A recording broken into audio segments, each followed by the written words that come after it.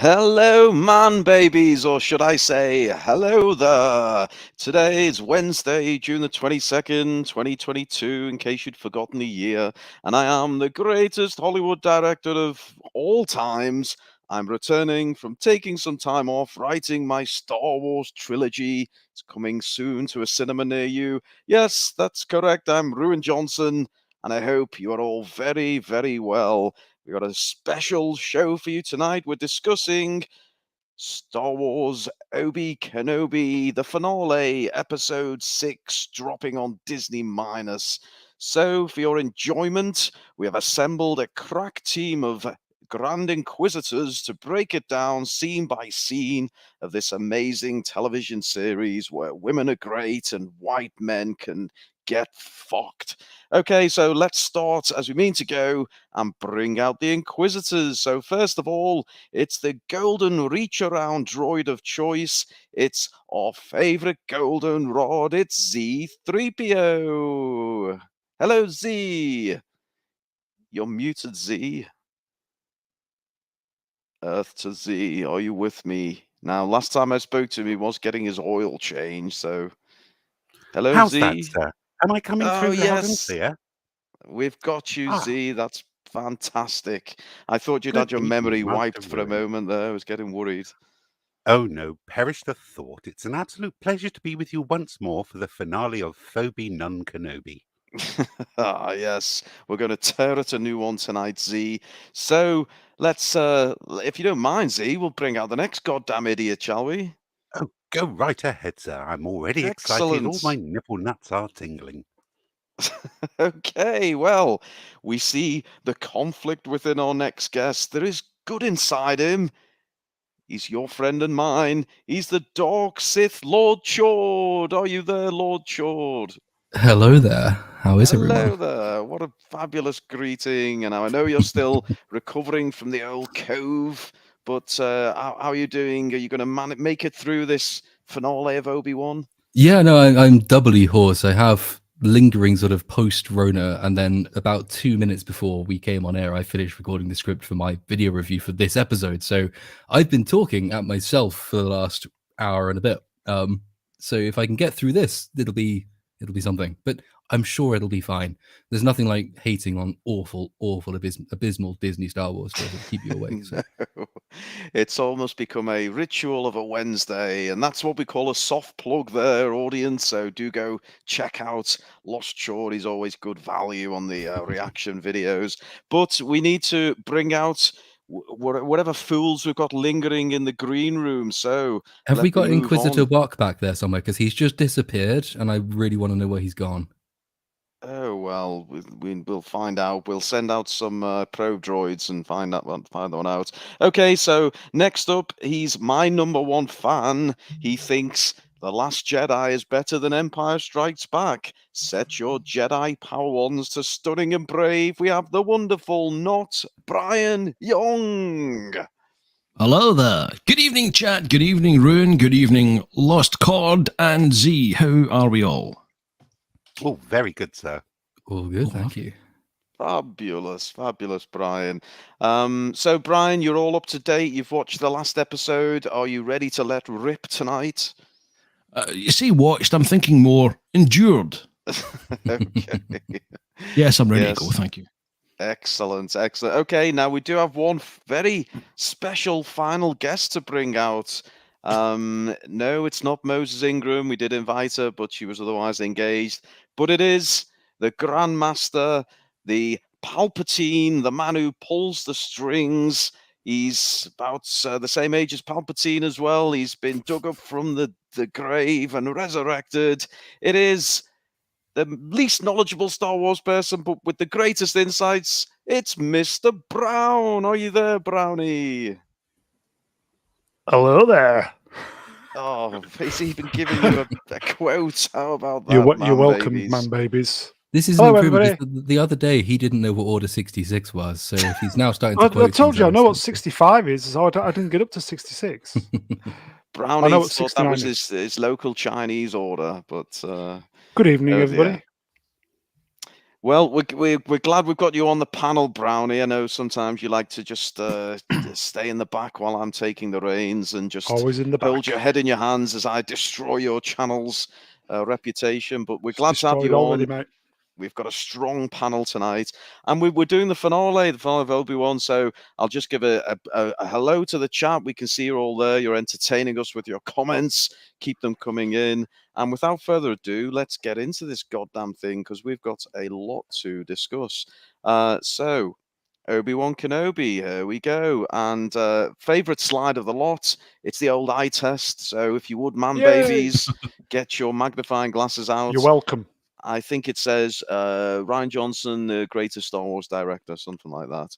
It does. Okay, Lucasfilm logo. Oh God, here we go. Now, no reading in the chat. Some people have not yet thought, not even seen this last episode. They're just going for our reactions here. So credit to you all. But yes, it was. As I was chatting to Brownie beforehand, it was a strange episode because I don't know about you chaps. There was parts I liked, I have to say, in isolation. But considering part of the series and part of the Star Wars universe, no, it was pretty awful. So we start. What else? We start on Tatooine, and again, no frigging aliens, apart from a couple of Jawas there. But let's see, Brian, talk us through these opening scenes, if you would, please. Oh, I can't remember. But this is a nasty white guy who looks a bit like Ben Dover from Fletch Lives, if you remember. And he's about Not to the skip the porn queue. And star. no, not that one. Okay. And Reva is having none of it. Oh, of There we go. course. If Precious I may, resource. Look at that. If I may, it looks like he shot his load. Oh, Moving on. we're going early, Brown. Jesus. Oh, sorry, that's Okay. that's me. Sorry, That's going what she early said. every time. Yeah. I mean, we can't see his lower half. He could well have his cock in his hand there, for all we know. But He does look the type. He does, doesn't he? Public masturbators have a certain face. He has that face. Wow, we've set the bar exceptionally low tonight. It's going to be a good one. Okay, and then most- Reva pops up, doesn't she? Now, what's the deal here? Is she? I mean, somehow she's miraculously survived being half severed by a lightsaber. But what's the deal here? What is she doing? Brian, continue if you would, or if not, I'll move on if you really. This is Reva getting rid of one of the most precious resources in Tatooine. We've seen a few of these scenes so far. Reva is going to try and find the Lars homestead so she can do in Luke Skywalker as revenge for doing in all the other Jedi, which makes not an awful lot of sense. We're back in Tatooine again. I was so excited. I'm loving the kind of Jedi robe type thing. Oh yes, Reva in an evil shit Nice. lord getup. Nice. Yeah, she's still got the kind of black Inquisitor outfit underneath, but you just stick a fucking cloak over it, and that does the job. Boom, Yes. I'm there, Actually, yeah. the amount of evil. crap you have to ahead. forget for her to arrive here. So, like, just to recall to everyone's mind where we left off in the previous episode, she's just been stabbed through the gut and by implication through the spine with a lightsaber on a planet which one of the defining features of which the only thing that lets the plot of the last episode happen is that there are no fucking spaceships anywhere. And after she's been stabbed through the middle, and after everyone has escaped on the only spaceship that's left on that planet, she somehow gets on a spaceship and gets all the way to Tatooine before everybody else arrives, when she should be dead. And even if she's not dead, she shouldn't have been able to get off the planet. So how I spent ages trying to figure out how the hell she could even be here, never mind alive. Someone on Twitter said, well, possibly that spaceship is still serviceable. Take a look at that scene again and What, the watch one what that Vader Vader does to that ripped fucking pieces hull. No. Fucking hell. Oh, good God. Lord COVID, I think you need to rein it down a little bit, son, because you'll be burnt out after about 20 minutes. Oh, he's Just- coming just- hot, No, no, hasn't no, he? this- He's firing. He's warmed himself up and he's hot as hell. Oh no, this is just getting started. Don't worry, Oh, there's plenty shit. of temperature Coming left. hot like an angry Shit. Reva. There Haven't she even got to is fight with yet. a one expression which serves her well. She's managed to maintain it for the entire series. Good to see Justin Question, Trudeau if in I the background. may, how would she, Is there like a bit of a time span from when she was skewered to where she is now? Because surely a wound like that would take months, if not a It's year, quite unless literally if she's minutes, because using. when we Is she flash using back to where force healing? Obi-Wan Kenobi is, The they're Disney still in the ship. Defenders have. Sorry, Z. Disney Defenders like to say, well, it's because of the dark side. That's why Qui-Gon died and why every other person who's been stabbed through the spine or cut in half is able to survive it. It's a joke. It's a terrible little gimmick. And I hated it for Darth Maul, and I despise it for this. It was stupid with Darth Maul, but you knew this was the reason, because they actually give you that really on the nose line from the Grand Inquisitor at the end of the last episode when he says something like, "Revenge is the way of staying alive." I was like, oh, so you're basically setting up how improbable the next episode is going to be. If that's the case, then why the fuck didn't he just kill her right there and then, make sure of it? Because she knows that, and they all know that she wants revenge. Yeah, and Vader has the advantage of having a guy standing right fucking next to him who has just come back from the same wound. But nah, because Powans have two stomachs apparently, so that's fine. Nice. Yes, it really doesn't mean much to be impaled by a lightsaber anymore, does it? I mean, no one's ever really gone as It's only a flesh once wound. said. With all these people being impaled, I think the worst character they could possibly bring back in this series would be Qui-Gon. But never mind. Easy.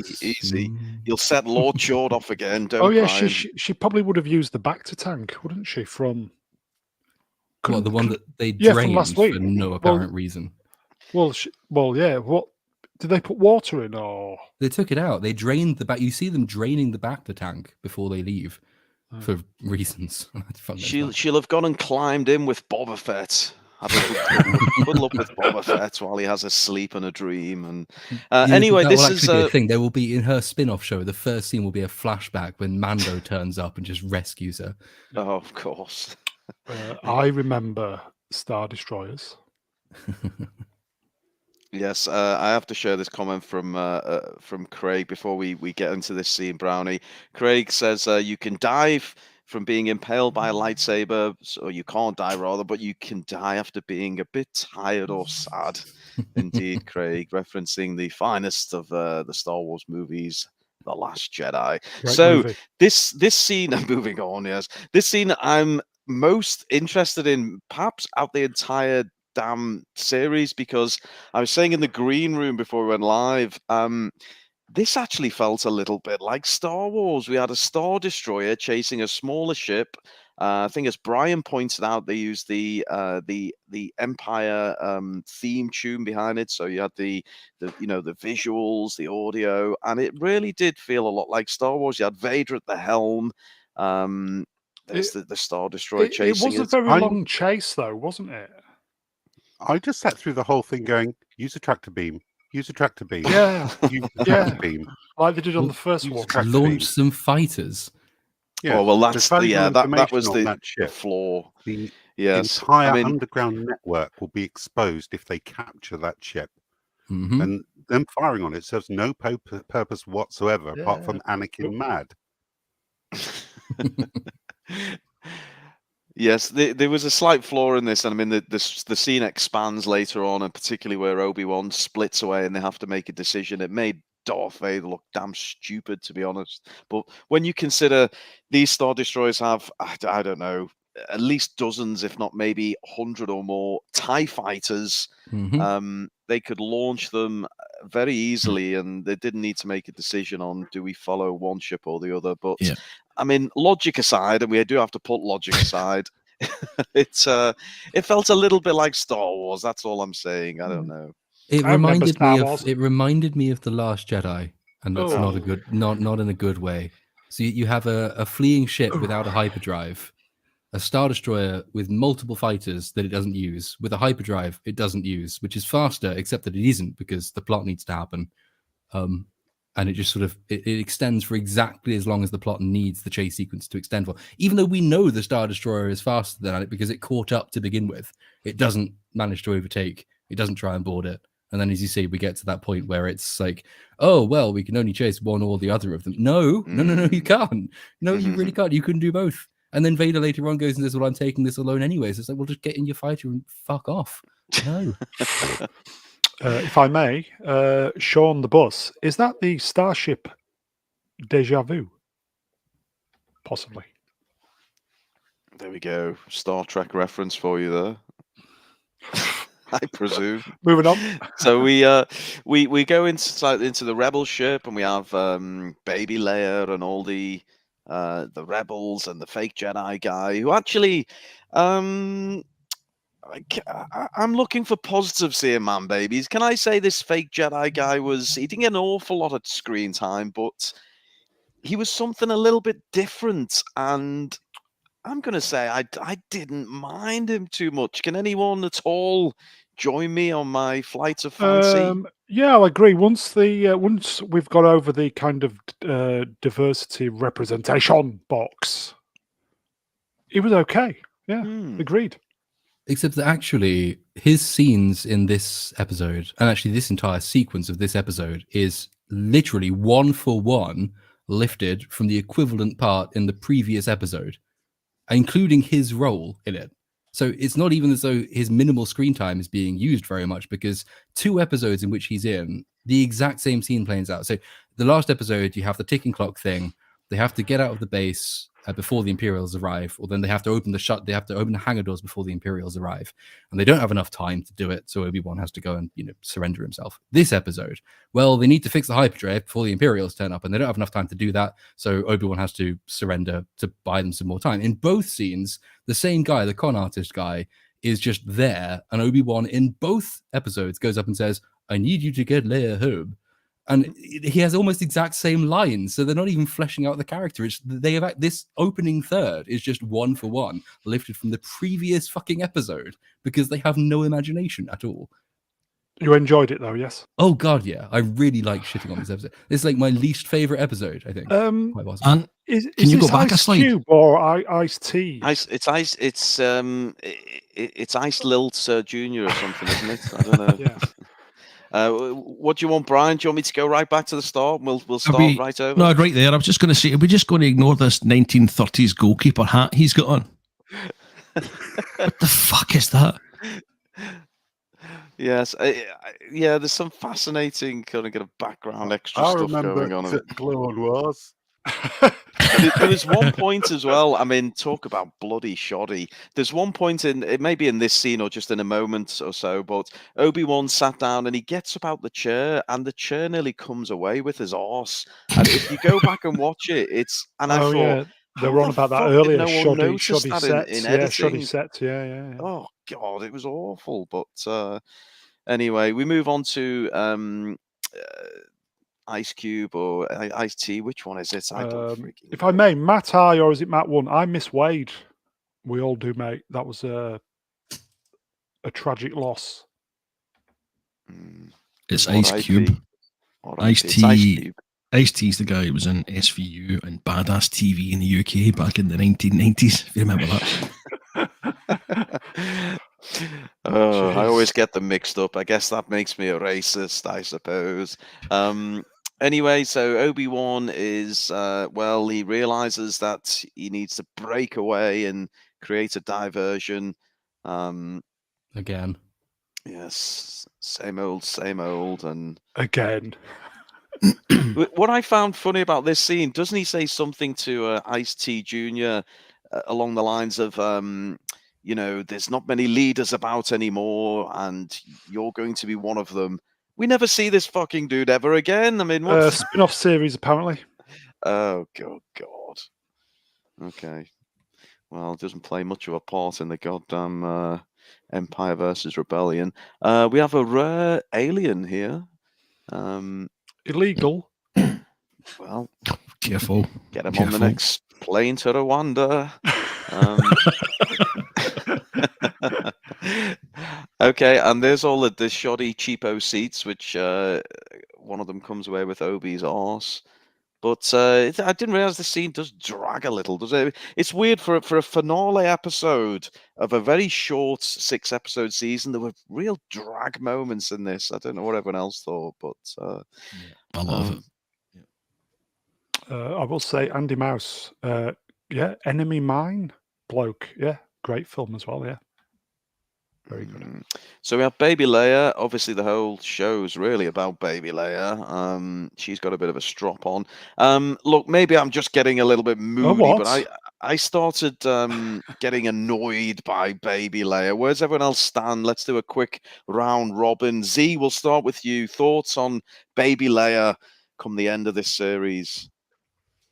I would push her off a mountain. She's quite possibly the most obnoxious little fuck shit I've ever encountered. On Easy. screen. Oh, The people who Jesus. wrote Leia have never met children. Are you sure they Oh, work for good. Disney? Oh, Oh dear, that's the channel gone. it's dark. It's gone. Shit. It's gone. Shit, We're it's off. I gone. think we're off air, aren't we? Oh well. We'll just carry on between us. Okay. Well, Z being as balanced and restrained as ever. Brian, what did you make of Baby Leia? The writers just seem to worship Baby Leia, don't they? But she's not really. I don't know. She has to be. She's really incredibly insightful and clever one minute, and then an absolute idiot the next, which happens with a couple of the characters here, which we'll go into that later on. But she doesn't particularly annoy me, but I can't really see her as Leia at all. No, I mean they can dress her up like Leia and give all those little visual cues, but we're not buying it. Lost Chord, Baby Leia, don't hold back. Actually, no, she's fucking shit. So when they tone her down, and when she has, it's these when she actually acts like a child, and she has things to learn, like the episode 3 was it, I think, when Obi-Wan's explaining what the Force feels like. Yeah. These scenes when she actually is acting like a child, she's quite good. I mean, the actress has charm to her. She is adorable. It's just that, as he said, they've clearly never met children. They evidently want to big her up. I mean, to the point where, at the end of this episode, you actually get Obi-Wan saying, "You are the bestest, brightest, most brilliant, most compassionate, most loving, most fantastic." Over and it's like, shut the fuck up. But when she's actually been stripped down and is acting like a child, I think she's really good. She shouldn't be in the show because it causes so many problems in terms of continuity with the setup for A New Hope, because she has to forget everything. But yeah, in this scene, she's okay. It's just everything else is bad. And Brownie, when she's been a child, she's good. I quite like her. Charming. Yeah, charming. She kind of eased herself into the role a little bit towards the end. Adorable. Oh, okay. Wow. Okay, well, we move on and we get, lo and behold, a little bit of Luke. Luke accompanying Chad, his Chad uncle here. I can't wait to get Z's reaction. He does play a really stunning part in this this particular episode. So, what are they here? Is this Toshi Station? Where are they? They're going to get some power converters, something like that. I don't know. Oh, Just yes. treading Luke old and ground, Shadow isn't in it? shopping for member berries. He doesn't even look anything like him. No, he doesn't. It was a Strange choice. It was a strange choice. Yes, it was a very strange choice. They're rebooting it. I've always said this is soft rebooting. Quite like Ivan's idea for Baby Leia there. He should be pickled next to the youngling. There we go. So I could maybe sort that one out. So we have Luke with his uncle here, with his grumpy uncle. And then we have this chap up here who I think he's the chap from the water stand who was being bullied on the water stand, who obviously recognized Reva, and he comes to warn Owen. He's the guy that Reva gets the information from, isn't he? So he's the guy. Yeah. So why is he alive? Was my question, because we've seen her randomly go about this same planet maiming gingers for no reason at all. And he knows something incredibly important about her, which is that she's after baby Luke and Uncle Owen. Why would she not have killed him? Because he's obviously going to go and inform them. It's the thing with Reva is that whenever you think you understand her character, They just decide they'll give her a totally diametrically opposed character, so you can't predict what she's doing, which is not sort of believable character inconsistency. It's just we have no idea who this character is, so we have no idea what her motives are, so we don't know what her actions will be in any given moment, which produces these really implausible things like this. There's no reason she would not have killed this guy. It's everything we know about. We thought we know about her means he would have died. Even if she had spared him, it would have been a stupid scene. I mean, he's basically coming up to the guy who was just dobbed in to tell him he's dobbed him in. Yeah, also who does that? Oh, mate, I gave you up to the Rozzers. Plus, Thanks, Reva Danny. could just have followed. Reva could just have followed him. See, She's not Franco gonna kill him. gets it. Franco gets it. Yes. Thank you. Yes, Franco. I agree, Franco. We should remake A New Hope. I'm with you, and No hope. I'm happy to write and direct that one. Thank you. Okay, so we're back to the this lingering scene on the spaceship in the. It is starting to feel like a slow space chase, rather strangely. We've got Obi-Wan trying to convince Leia he has to leave, and Leia saying, "No, don't leave me, Daddy." And then, again back to the look of concern on the poor refugees' faces. Wow, what's Obi doing here? Christ, he looks a little bit perturbed. This is when they're all trying to tell him, "Don't go. What about staying together?" And he says, "No, you are the future. You're the ones who need to survive." That's the one. And, Question. When the Star Destroyer was pursuing the ship, couldn't Vader just done a hold all maneuver and just take because all he wanted to do was get rid of Obi? I was thinking, why doesn't he just use the Force and grab the ship? Or just smash into it? He can do that now, can't he? We've seen him do it, except in all those situations where he could have done but chose not to. Just let me stand in the front, yeah. So we return to Tatooine. Yet again, take a drink every time we see Tatooine. You'll be pissed out your eyeballs. And we see the Aunt Beru there looking. Cheers, everybody. What do we feel on Aunt Beru? I mean, we're past the watershed. Brownie, what would you give her? Out of 10? Yes. I'd give her 1. Yeah, there we go. I thought you were going to screw it up there. And then we've got Chad Owen. Come on, Z3, give us your thoughts on Chad Owen. Oh, sir. Chad Owen and Rock Baru are the absolute stars of this series, with the exception of Calculon, may he rest in peace. And they're just about to tell you why there's a Second Amendment in space. Oh, Star Wars isn't political, but it is if you look for it. Go get the gun, Baru. You should do a drinking stream here that do this series that you take a drink every time Owen Lars puts his hands in his hips and looks disgruntled. Although, in his defence, I think he's been really good, Joel Edgerton, for what he's had to work with. He has, actually. He's been one of the standouts. Or Time Profits is another suggestion for a drink. Take a drink every time a woman tells a man what to do.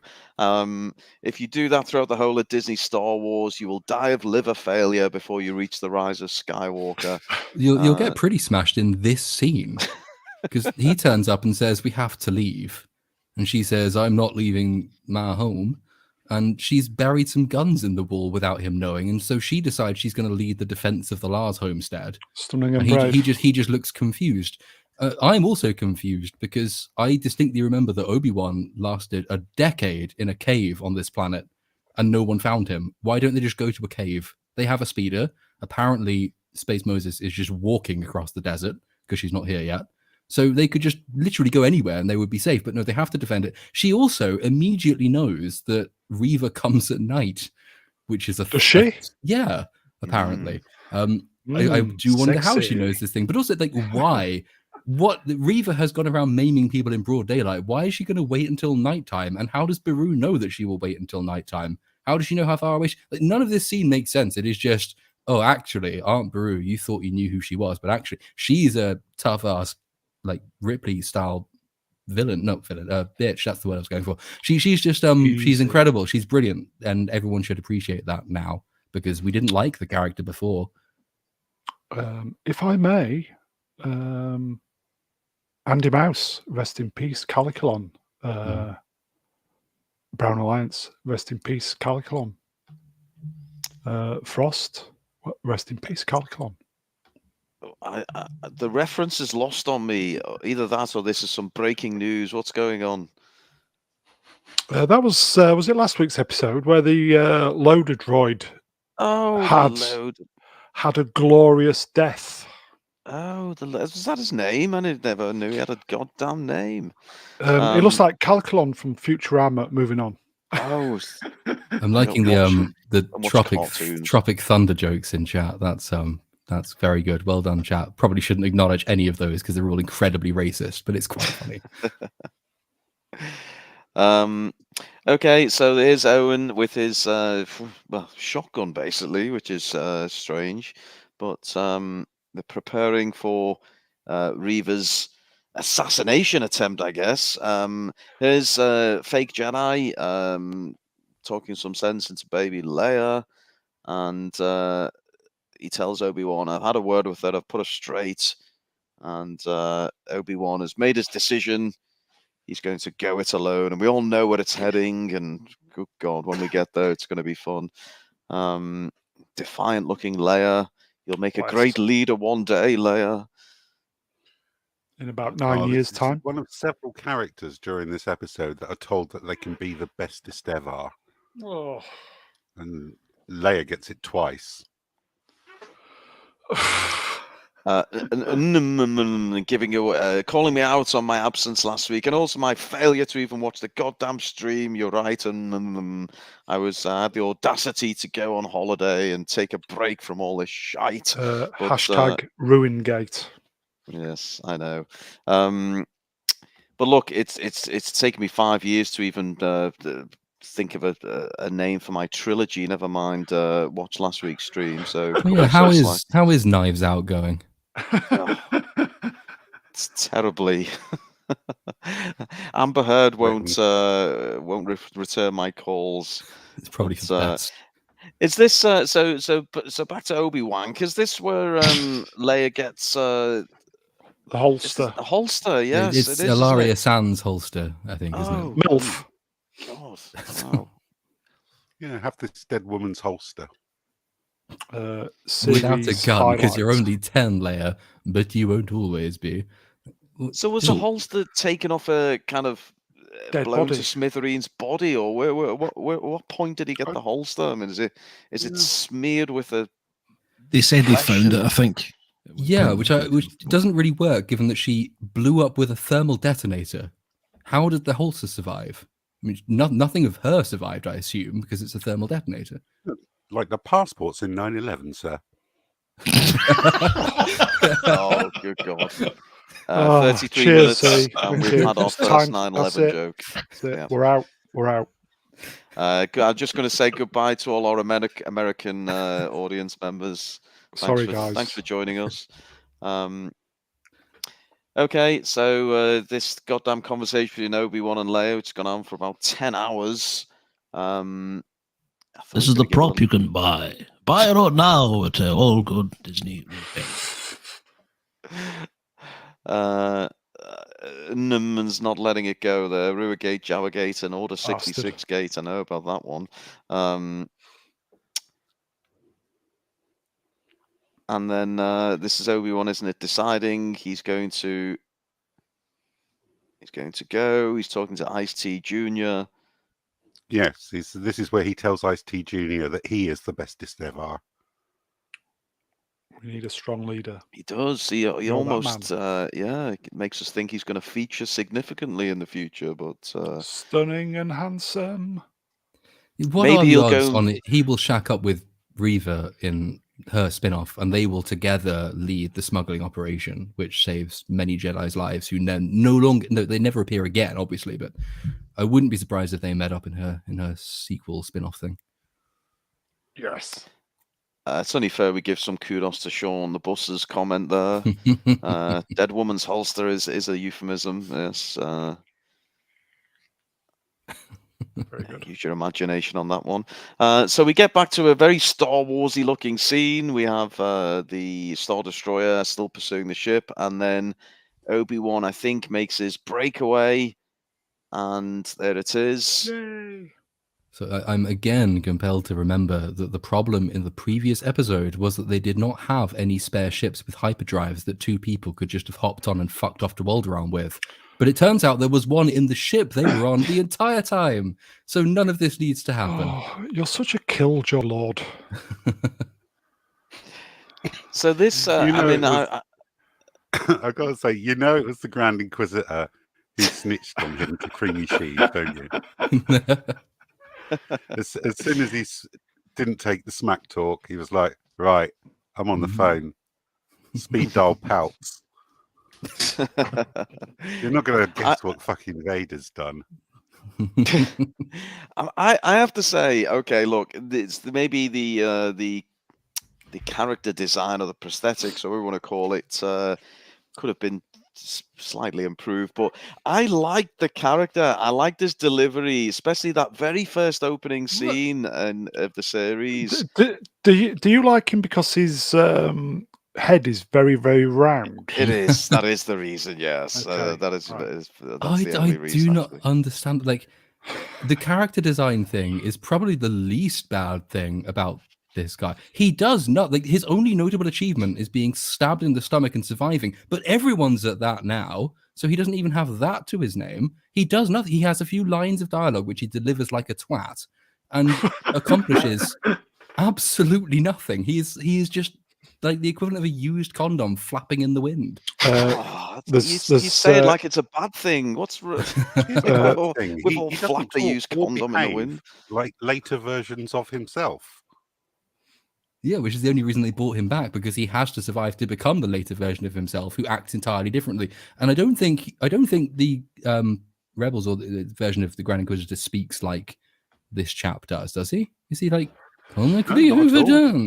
There's something slightly Heath Ledger's Joker about it, isn't there? That kind of otherworldly. Yeah. I thought he gave me David Bowie vibes, and maybe that's why I like him so much. That's how I do in my videos. like The way I do the impression of him is just to imagine it's David Bowie speaking. Yeah, so I'm picturing Brian? David Bowie from Labyrinth, but really it's just some fucking round-headed pale idiot. But Brian, would anyway, you mind, Brian, sorry, Rowan, would you mind reading? Oh, read. Yes, Brian, please read an essay. We've got all night. In the chat says, Obi-Wan should be cancelled for leaving a disabled man who was on fire and needed help. Admittedly, the disabled guy was the most evil man in the universe. No moral high ground there. Boom, boom. Very good. And while we're at it, I'll say there is one reference I do recognise. R.I.P. Bowie. I saw him live at Glasgow 2000. What a fabulous chap. Okay, but look, say what you want about Grand Inquisitor, but he made sense here, whereas Darth Vader made no fucking sense whatsoever, and insisting that they abandon the main pursuits just to follow Obi-Wan, rather than the myriad of options available to them. And in fact, as someone said earlier, I think Lost Geordie, he ends up pursuing him in his solo vessel anyway. So. This entire scene, it's just the Grand Inquisitor, though, is okay. Having shat on him, I will say he is the only character throughout this entire show who at any point ever has the right idea, and it's in this scene. That ship has an entire Jedi smuggling operation. That one has one old man. There isn't really a choice to be made here, and you don't have to make the choice anyway. But if you are going to make the choice, there's only really one choice you can go with, but Vader says, nah, we're going to go after Obi-Wan with an entire Star Destroyer and all of its fighters and all of its men and just leave the other ship. It's all good. Well, it's the start, really, of the, you could almost say the ridicule of Vader, or certainly the emasculation, or I don't, however you want to phrase it, but I thought it made, at various points in this show, I hear people positively drooling at the mouth at some of the Vader scenes, but I can't help but think this is not Vader, and it gets worse. And I don't know. I'm interested to know anyone else's thoughts on Vader, particularly in this episode. Yeah, well, To me, Vader through this entire series has just been like Wile E. Coyote. He's let Obi-Wan slip through his fingers 3 times. And as Time Prophet said, yep, Vader is now akin to Dark Helmet. In fact, it looks like Dark Helmet is the better tactician in this one. Can I just pause the Vader talk for a second to say this is one of the best things in the entire series, this little scene, this little view rather, this shot. Nice. Yeah, twin This suns scene, and how quickly are Tatooine sunsets? Because in the last scene, Beru said we must get into position now before it gets dark, and now it's dark, and they're just getting into position. well, let's not use our brains too much when it comes to Disney Star Wars. Just on the Vader thing very quickly. So I've had people in the comment sections on my videos who are trying to defend Darth Vader's presence, his actions in this show. And the one, I think, the only semi-creditable defense, and I say use that phrase advisedly because it's still shit, but it's the only semi-creditable defense I've heard, which is that what they are attempting to do is to portray Vader in his intermediate stage. So he still has some of Anakin's recklessness and dumbassery. He is not yet the sort of the full Vader that we see in the original trilogy. And, you know, I can see where these people are coming from when they make this point. The problem is, though, this is an example of why you do not fill in every single gap, because there is no way of having, because the way they've written this show, you can't have Vader in this show without demeaning him and depreciating him and tearing him down and ultimately making him lose. And because Vader in suit is basically a different character to Vader pre-suit, to Anakin Skywalker. In everyone's minds, these are 2 definite stages of character. When you reduce Vader in suit to Anakin's level of sort of, you know, headstrongness and idiocy, ultimately, it's much harder then to separate this Vader in suit to Vader in suit as we see him in the original trilogy, which after all is actually less time away from this episode than Anakin is backwards in time. From this episode. And when you eventually see Vader, well, you've already seen him diminished in his actions because he's an idiot in this show. But when you eventually do see him diminished physically as well, that has a lasting impact on how you view him later on. Return of the Jedi, when Luke finally beats him, is this massive culmination. Finally, this unstoppable force, this sort of personification of evil, this menace that no one can lay a finger on, has been brought low. And that's what makes that scene so effective, because you actually have the payoff. You see the stakes. Vader has earned a reputation which Luke has finally managed to break down. The fact that now we see him breaking down again, so it's actually a much less common occurrence, just cheapens the later event, because anyone reasonably skillful, Obi-Wan isn't in his prime anymore, but anyone reasonably skillful can do this to Vader now. And Vader has been cheapened in mind, but he's also been cheapened physically. His presence has been cheapened by this show. And again, it's just another one of the very many examples of the way in which this show has effectively cucked one of the most important characters in cinematic history. Well done, the writers. Yes, we trashed Solo, Han Solo, then we had Leia flying through space, then we had Luke suckling on a tit, and now we've got the emasculation of Vader. No, you did. Complete. Well, yes, you I did. credit myself. Nobody else. You. Okay, Brownie, you're getting aggressive.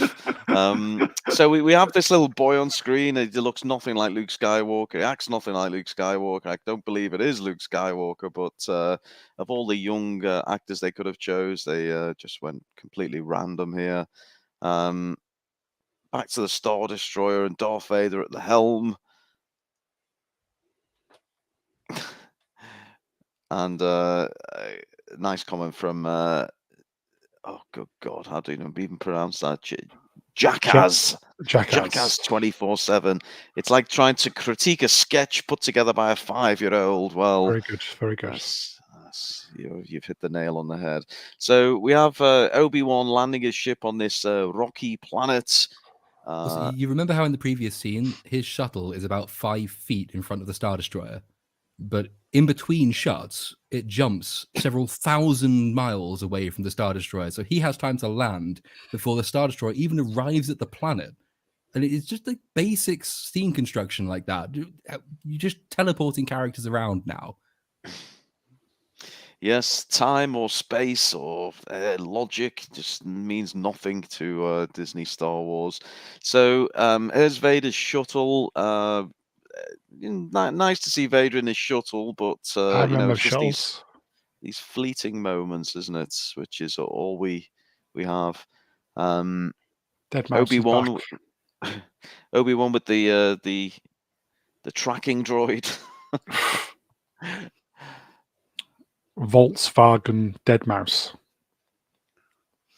Yes, there it is. Don't forget to buy Free it at holster. your local Disney store.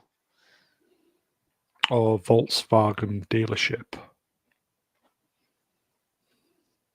And here we go. We're getting towards the big head-to-head. There is a lot of slides where it's just black. Yeah, this is especially towards the end. Second episode in a row, I've had to turn the black, brightness up on my black, phone to yeah, watch this show. yeah, You can't see it. Black.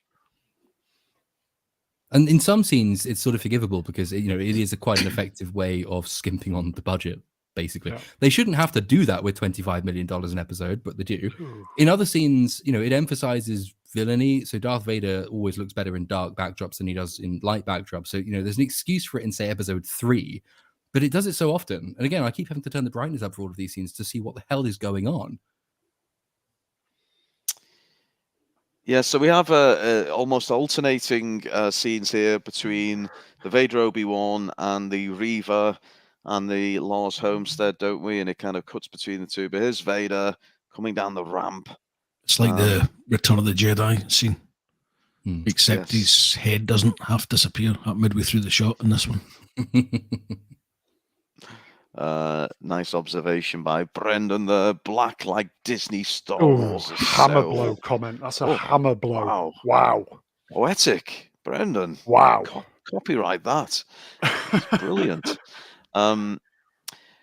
Okay, it's now getting so dark. Or like, is that Giodi the Rock? What am I looking at there? It's just see a black outline of something. I don't know. Now, this is the first shot that's basically pinched directly from Rebels. Their opening exchange here is nicked from Darth Maul's encounter with Obi-Wan on Tatooine. Almost scene for scene. But actually, I mean, I thought that was okay. That's a reference as opposed to just a direct steal. It's what happens next that is just plagiarism and from equally canonical source material, which it's done in virtually every episode, just never this overtly. I mean, this entire scene. So this is simultaneously, it's sort of the best moment if you ignore the fact that it breaks force mechanics willy-nilly. It is sort of emotionally the most impactful moment in the entire show.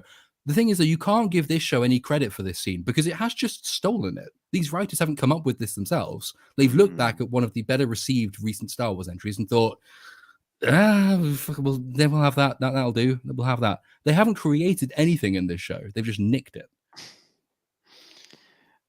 I'm going nowhere near some of these comments in the chat, but they are rather entertaining. I'll say that.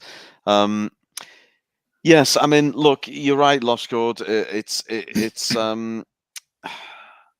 It's visually stunning, shall we say, but it's certainly plagiarized. It's certainly canon breaking and ruins what comes before and after. But anyway, it gets all the Disney fanboys excited, doesn't it? Shot for shot, Darth Maul. This is exactly what he does. Even the two fingers thing, the pose is there, the setting is there. Yeah. It's just nicked. So here we go. We have the clash. I think my takeaway from this thing right at the start, Vader says something along the lines of, "Have you come to destroy me, Obi-Wan?" And Obi-Wan says, "I will do what I must." Apart from the fact he doesn't do what he must. Is this the second rematch? It is, yes. This one is the rematch of the century that we were all promised by Kathleen Kennedy herself. Yes. Yes. I for one, am looking forward to Shadowversity dissecting the fuck out of this scene. Interesting comment from Time Prophet there, whether he singes his hair holding his lightsaber. Well, you can take a lightsaber right through the guts and you'll be fine. So I don't think you Episode need to worry 3 about established that Obi-Wan's hair and facial hair are immune to fire. So nope. that. Yeah. Very true. Nice wide shot, little crescent planet or moon. And we're really going for it here. I mean, they do go for it. We see some nice choreography. Can we be generous here? The chap who's in the Vader suit, I thought, pulled off some impressive choreographies. Can anyone give Is some that the credit? one? Is that the one who Disney didn't pay I think it might be. allegedly and tried to end it all allegedly? Yes, I Yeah. think it might be. Yes, that was the The thing is that Ukrainian. they've set the bar so low that fucking Stephen Hawking could have stepped over it. So it doesn't even matter that this looks better than episode 3, because anything looks better than that. The fact that they look like they've held a lightsaber at some point in the last decade makes this automatically a better scene. But it's still broken because they've wrecked the mechanics with the Force earlier. The fact that, Vader has dominated 2 Force-sensitive characters using just the Force, not his lightsaber. He did it with Obi-Wan in episode 3. He did it with Reva in episode 5. And he doesn't even try it in this shot. And the problem with breaking the rules like that before is that every subsequent fight, you ask, well, why isn't he just doing what he did that time? Because the Force is magic now. Why isn't he just lifting Obi-Wan up and throwing him around and all the rest of that? And you could have fixed that because he discovers Obi-Wan has, rediscovered his connection with the Force in this fight, because Obi-Wan tries to use the Force to drop a rock on him. And you could fix that if you just done it earlier in the fight scene and had him try to use the Force on Obi-Wan, have Obi-Wan resist it, and then it's still a bit shit, but at least the rest of the fight scene makes sense. But because they wrecked it previously, you just ask the question, well, why isn't he just doing what he did then? That worked so well. Why doesn't he do it in episode 4 or 5 or 6? Why does he never use these powers ever again? And this is why you're supposed to pay attention to fight mechanics like this, and this show just doesn't at all. Do you notice with Vader's fighting style, especially in the OT, he tends to, it's neither Vader nor Anakin when he does it. When Vader fights, he tends to do it two-handed with his hands closer to his chest to protect that his breathing apparatus. And he doesn't do that, and that's when you see Kenobi basically destroying that, and that's what gives him the upper hand. Why they did that, I really don't know. Z, could you possibly read out this next tweet? It's just a very in-depth, insightful analysis by Wookiee Fever. He's really broken it down perfectly. So if you could be so kind. There we go. Wookiee Fever in the chat says, Disney shitwank. There we go. So that will be 25 I think nothing encapsulates, please. Nothing encapsulates it better than Wookiee Fever's comment there. So we move on from the visually stunning lightsaber battle to Reva, the impenetrable Vera, as she turns up with half of her lightsaber and half of her guts left, but she's still going and still angry. I see. Nice work, Ivan. And she's essentially hunting down Luke, isn't she? I mean, yeah. Remember when in A New Hope, Obi-Wan has to explain to Luke what lightsabers are, which he doesn't need to do because he's just been chased by an Inquisitor with a lightsaber. Oh dear. Yes. You have to kind of look at that scene a bit closely. Yeah, in fact, I might even need to look for another watch. Does he see it or does he not? It looks as if that maybe he just gets out just as she has got it off. He's climbing up as she walks in, from what I remember. Yeah. And I'm sure he looks back over his shoulder. She's also running after him through the desert, and she has it lit then. Right. So I can't remember who it was on Twitter did also point out that, again, let's say he only gets like a slight glimpse of the thing and doesn't really take it in. Also, by the way, he sees it on Obi-Wan when Obi-Wan turns up right at the end as well. But let's assume he didn't see it properly. He will go back into the homestead after all this is over and find that the entire interior has been cut apart by some weird thing. Is he not going to ask questions about, what that was, what caused that? Given that he's 10? No, because obviously we know he's an inquisitive young man and young child. No, so it goes against all logic. No, he'd sit and play with his fucking wooden spaceship for the next 10 years. Z, talking of well, we've had reference to shit wank. Would this make for a good wank? This is Uncle Owen about as brave as it gets. What do you absolutely, say? sir. Oh, it was absolutely fabulous to see Chad Owen and Rock Baru unload together, all Oh. over Riva. Fantastic. So yeah, he really gives it a good go, Uncle Owen. It's a shame he ends up barbecued, but never mind. So this is Owen or Baru? I can't tell. I can just see the bolts coming out of the weapon, but they're Baru. both going for it, aren't they? Go on, Brownie. I can tell you're excited. Yes. So give me a reaction to this shootout. It's like one of your old favorite westerns. Come on, man. It was very, very difficult to get the slides at the appropriate moment.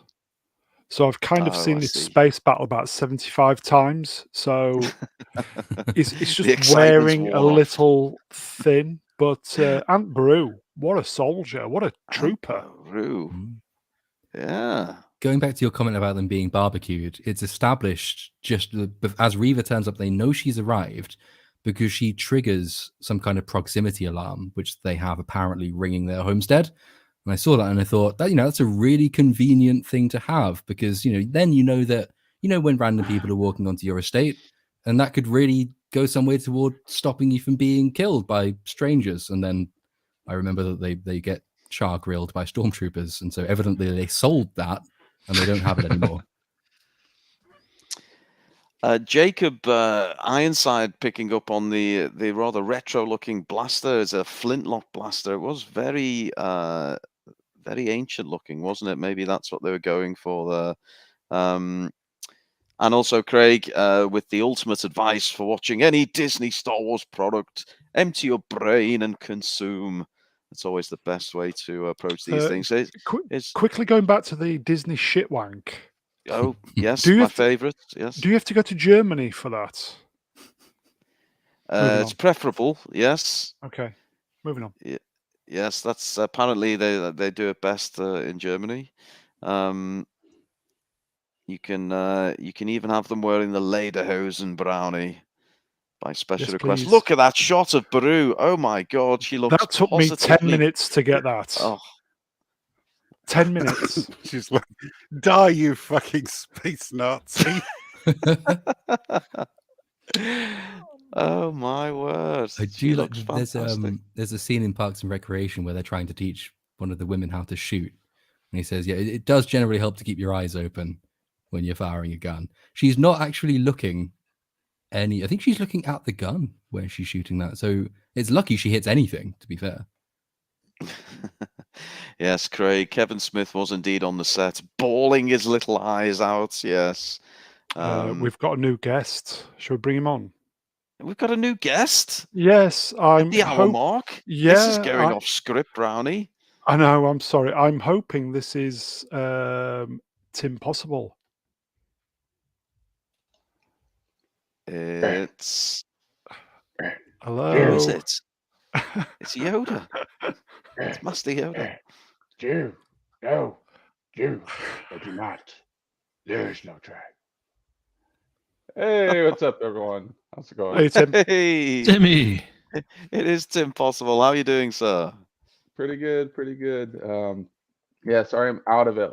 We did a watch party, and so I am super just like zonked out. I drank a cup of Joe just to get on here. So I'm here, everyone. Sorry for being late. I am here. Yeah, you're keen. Isn't it about 9:30 in the morning where you are, Tim? You're on the juice. I have no voice right now. It's like, no, we stayed up. It was fun. But yeah, I guess we'll talk about it here. Oh, just chime in when you feel you need to. Mate. Yes, we're getting right into the good bits now, Tim. So I'm sure you'll have some thoughts. So, yes, you've got the chat room all excited. Yes, we've got just when you thought we had the ultimate panel, we throw Tim Possible in the mix. How about that? So let's return to the action because Riva, who we know is virtually invincible, is fending off the Owen and look at that shot. This woman is incredible. That's Oh, my acting. word. Wow. That Fantastic, could be isn't the greatest face I've ever seen. Brilliant. Yes. Should we just Paul- leave it on that one for the rest of the stream? Hashtag Tala did it better. Oh, Rest in peace, my girlfriend. Oh, Lost the Tim, MILF, you had a everybody. Fantastic. fancy for Tala. Well Can we have a decision in the chat, please? If you had one night and one night only, would it be Tala or Aunt Beru? Decision from the chats, please, and we'll give you the results on that one. Okay, so Reva is battling. I mean, whoever thought we'd see a battle at the Lars Homestead? Other than obviously the final one, which where the stormtroopers managed to hit something. Oh, there's Reva. I mean, That's we what he can't see her face, throws. but That's what he throws the plant pot at her. oh, of course. Of course. It looks like Tala's getting the love from the chat. Jonathan's being greedy. He wants both. Melvin wants Reva. Oh, Melvin, okay. And Grabber. yeah, Tala's taking it unanimously in the chat, I think. So we return to the action now. Where are we? This episode's so goddamn dark. No, we're still chucking things about on the Lars Homestead. Brian, give me your thoughts on this scene, the battle at the Lars Homestead. What do you make of it? I didn't have many thoughts about this scene, to be quite honest. I was just hoping it would finish quickly so I could see what was happening with Darth. But I don't know. It's not the place to be having a shootout, is it? Really? It didn't work for me, but anyway. No, it was yeah, it was a strange scene. I felt it was just forced in just to give us the alternator with the Vader Obi-Wan, but which we return to again, another wide shot. The two lightsabers. What you don't capture in the stills, of course, is that they've given the camera back to the guy with Parkinson's. So I did notice that in the camera just shakes all the even in the long shots, the distant shots, and the wide angle shots, the camera is shaking. Yeah, why? it was particularly noticeable on the Lars Homestead, where there's just shaky cam for no reason at all. I started feeling sick from it, for God's sake. But this all just reminded me of a really, really bad game. Everything just felt like, X to roll, press L2 and R2 to activate Force Earthquake. And everything else just seemed like cutscenes. It was like somebody who'd written it hadn't actually done any screenwriting before, but they'd played a lot of video games. Yeah, they played the Force Unleashed, where all of the environment is basically destructible, and you can throw things at everyone, which is where the rock scenes come from. It's just... Melvin Deeply, Jason Bourne is the cameraman. I thought it was Michael J. Fox, to be fair. Oh, come on. Matt rightly calls out the notion that Deborah Chow should direct an entire Star Wars movie is complete and utter bollocks. Can we pause at this point? Because you've really brought up the elephant in the room as such, Matt. Deborah Chow. I mean, briefly from everyone, we've now seen the entire series. What are the thoughts on Deborah Chow? We'll start with you, Tim, actually, if we could. I know she directed a bit, but did she actually write this? That's another thing. I think she's on. Has she not got the writing credits for this? No, I believe it was two other people who did the writing. I can't think of the names, thankfully. Yeah. But yeah, we kind of looked at it on the stream. Like, something can be directed well, but if it's not written well, it could be absolute crap, and vice versa. But I'm not, because I feel like in Hollywood, they only look at the directors, and the writers need a little bit more credit when something's like badly written or whatever. But I feel like after this, this is dividing the fandom. Like, no one's like happy about this. I feel like even me, I try to be like a little bit more positive on this, but like even I was watching, it's a very fun episode, but I still have some like WTF moments for sure. So I would chalk up this as an L on the board. So that's my thoughts on Deborah Chow at this point.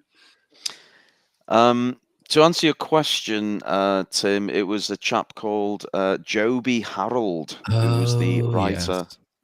Yeah. Is he the one who wrote, revealed that he hadn't watched Revenge of the Sith? Yes, indeed. He among his fantastic achievements was the King Arthur film that nobody fucking watched, and Transformers: Rise of the Beasts, which is coming out next year. Suddenly, this makes so much more sense. So obviously he was a shoo-in to get this gig. Did he do anything else? Oh, he did a straight-to-video Robin Hood movie in 2018. Collateral, I think he did 2004. Remember the Tom Cruise playing an Oh, antagonist yes. for the first time. And he also did, That's all which right, that.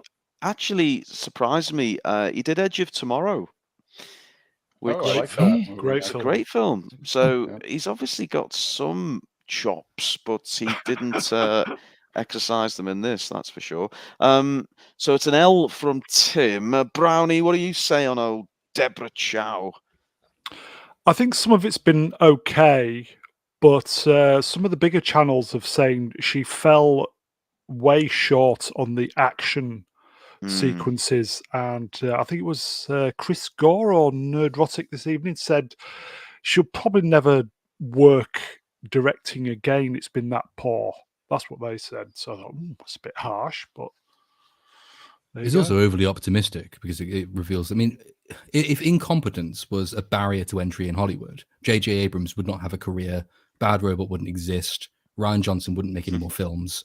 There's there's no there's absolutely no direct link from people being absolutely piss poor and them actually getting jobs or not, because that assumes that people get the jobs they deserve. But we're talking about fucking Hollywood, so of course they don't.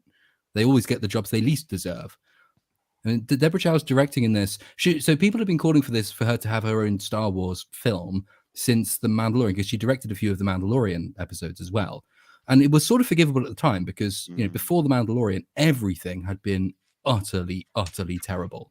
And The Mandalorian comes around, and The Mandalorian is just bad as opposed to terrible. And there are actually some enjoyable moments in it. So, of course, people jumped on the people responsible, Jon Favreau, Dave Filoni, because these are the new saviors of Star Wars. Look, we've had The Last Jedi, The Rise of Skywalker, but these guys have produced something people kind of want to watch. So give them the entire future of the franchise, and it will be saved. But this is the problem with not making proper comparisons. If you're just comparing it with the Star Wars' lowest point, as opposed to what any basically competent director should be capable of achieving, then of course you're going to have a much more flattering opinion of someone like Deborah Chow's abilities. They give her the Obi-Wan series. And yeah, Tim's right. Writing is so incredibly important. The biggest faults with this show have been writing more than in directing. But she still had the opportunity to create basically functioning scenes and camera work that makes sense. And she has a good deal of creative input. And absolutely nothing her fingerprints are on has made this show any better. So she's not done a good job with this show. Even if the source material was bad, she's not done a good job with what she was given. She's done a pretty fucking awful job with what she was given. And her idea of action sequences, again, is just to give the camera to the most unstable man on the creative team and just have him shake it around, and then we're fine, sorted. That's their action sequence done. Don't ask questions, move on. She shouldn't be anywhere near Star Wars ever again. But then no one currently involved in Star Wars should be anywhere near Star Wars. Not much love for Deborah Chow. Z, have you got any Disney approved opinions on Deborah Chow? I'm sorry. I mean, if you look at her entire television career, it's littered with one-off episodes in series that are already well established. It just makes her look like a diversity hire. Oh, but at I least we think got we Woks had, the Hats. Savage. Yeah, no wok in this episode. Of course, yes. How could they? Our favorite. We got a whole episode of. We had 2 hours of wok gags from that guy. And terrible. Well, we Nothing. assume he lives on, and he retires and cooks many a fine dish out of his helmet. But Is Inquisitor Wok in Rebels? Does he have to survive, or have they literally just forgotten he existed? No, he's in Rebels, Okay, so he does have to live. Fair enough. but a little bit greener. Yeah. Brian, I think you're the final one to give us your thoughts on Deborah Chow. I don't know. It's hard to judge a performance with. I mean, there's been loads of flaws in this series, obviously cannon busting flaws, but you don't know how much influence Kathleen Kennedy's got over things with her micromanaging and her meddling. So, but my initial thought was I don't really have too much of a problem with her. But again, it's hard to know where the faults lie. You can point out the writing and things like that, obviously, but you don't know how. From being written on the page to getting to the screen, who's meddled, who's pulled bits out, who's put bits in, especially under this current regime. I would personally, I think, give her another chance, but again, it's hard to judge. Okay, so we return to the lightsaber battle, and Tim, who's late to the party but much appreciated that he's here. He's getting a lot of love in the chat. So Yeah, they love him, don't they? They love him in the chat. He's brought the Tim Fan Club with him. So let's get his voice on the goddamn stream. Tim, talk us through this lightsaber duel, because it's about to get juicy. They're going to start throwing rocks at each other. What did you make of this lightsaber duel, Tim? I actually enjoyed it. I like how you put it, started throwing rocks at each other. Yeah, it was like a little, Last Airbender. I don't know if you follow that, but they used the earth and he was throwing rocks at each other. But I thought the battle was pretty epic. What upsets me is kind of how it was left. Like, I like the fact that, some damage was done. He hits his mask, and I thought that was really bad AF. Like, we see Anakin's actual eyes and stuff. And I feel like they should have highlighted more of the hate in his, face, like they did from Revenge of the Sith. But I thought the battle was good compared to the last one. It was supposed to be, it was like a Caesar salad without ranch. It was a horrible fight. This one was actually good. There was some technique. I agree with you on the shaky cam. It's lazy. What they did in The Dark Knight, that's my only issue with that. I love the whole trilogy, but the issue there, it's Batman and he's a freaking ninja, and you're supposed to have like next level hand-to-hand combat. And so this, it was very enjoyable to me to watch, actually. So Battle of the Century, the rematch of the century, maybe not so much. I was expecting to see more like be on Mustafar, right? Recapture that gravitas, but not quite. But I like the fight, but I just don't like how it ended. And it's like, why didn't you kill them? I know I'm skipping ahead, but I don't know. I don't like how it ended. But I like seeing Obi. I like seeing Obi do Obi things, and I like seeing Darth Vader doing Darth Vader things.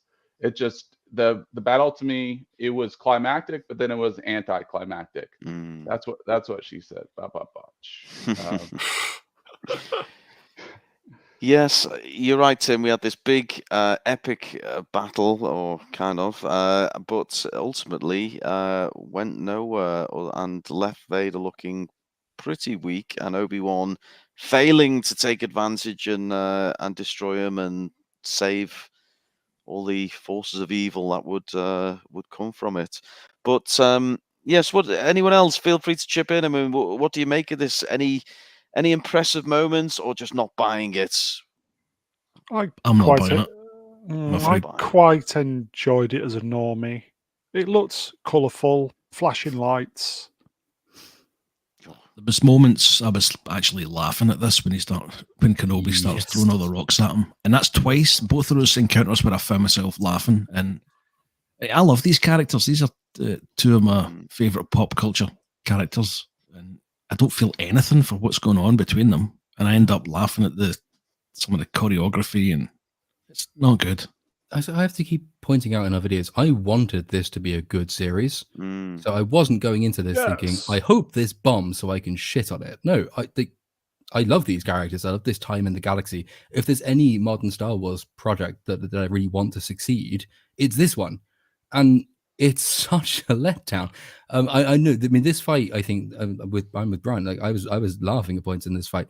A lot of this has to do with the fact that they've turned the Force into Harry Potter magic.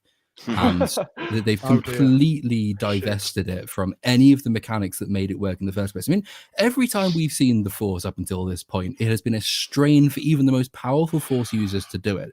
Yoda strains to lift an X-wing out of a swamp. He struggles to repel the Senate chamber, whatever the hell they are, things.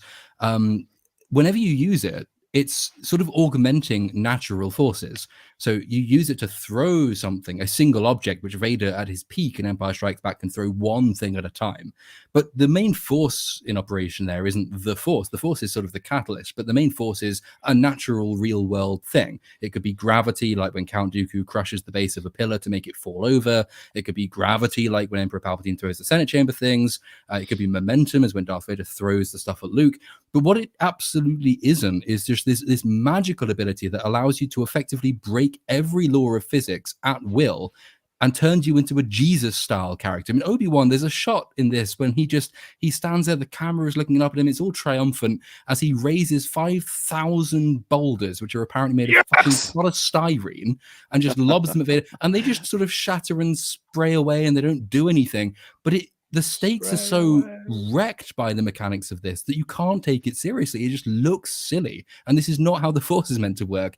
And because they're making the Force work this way now, you go into later episodes, later films, anything that happens after this in time, or indeed before, and you say, well, why aren't they just doing this then? Why isn't Vader tearing apart the scenery in A New Hope? Why isn't he tearing apart the scenery in Empire Strikes Back? Why do these magical force powers not exist except in this one specific time in the universe? Why have they wrecked the entire mechanics of what makes Star Wars work and misunderstood the Force so badly? Don't know, but hell, it looks like something. If I may, this wouldn't be a Star Wars stream without that Nigel movie guy. The all-terrain armored transport, or AT-AT Walker, is a four-legged transport and combat vehicle used by the Imperial Ground Forces. Thank you, Nigel. Wow. Nigel dropping knowledge as always. This is the kind of good stuff you get on the Thank you. The Brown Alliance. There was a comment previously. It was by Num, and he really summed up how I was feeling.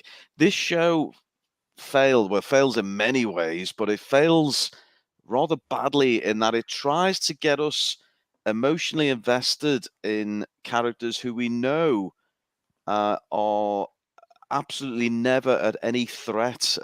Because we know they all survive, so we're not worried when Luke is being chased by Reva because we know Luke's fine. We're not worried that Vader might kill Obi-Wan or Obi-Wan might destroy Vader because we know they both make it through to the next movie.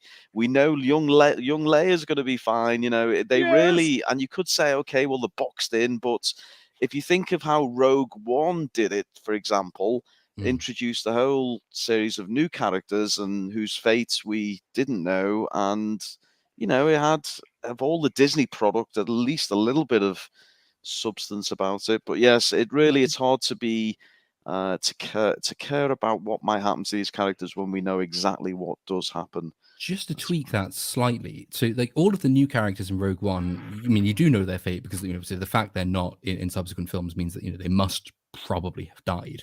But there are ways you can use foreknowledge on the part of the audience to actually add to the emotion of a scene. The fact we know they can't die is not necessarily a problem. You can use the audience's foreknowledge to actually really drive home the sense of tragedy and this sense of predetermination and futility.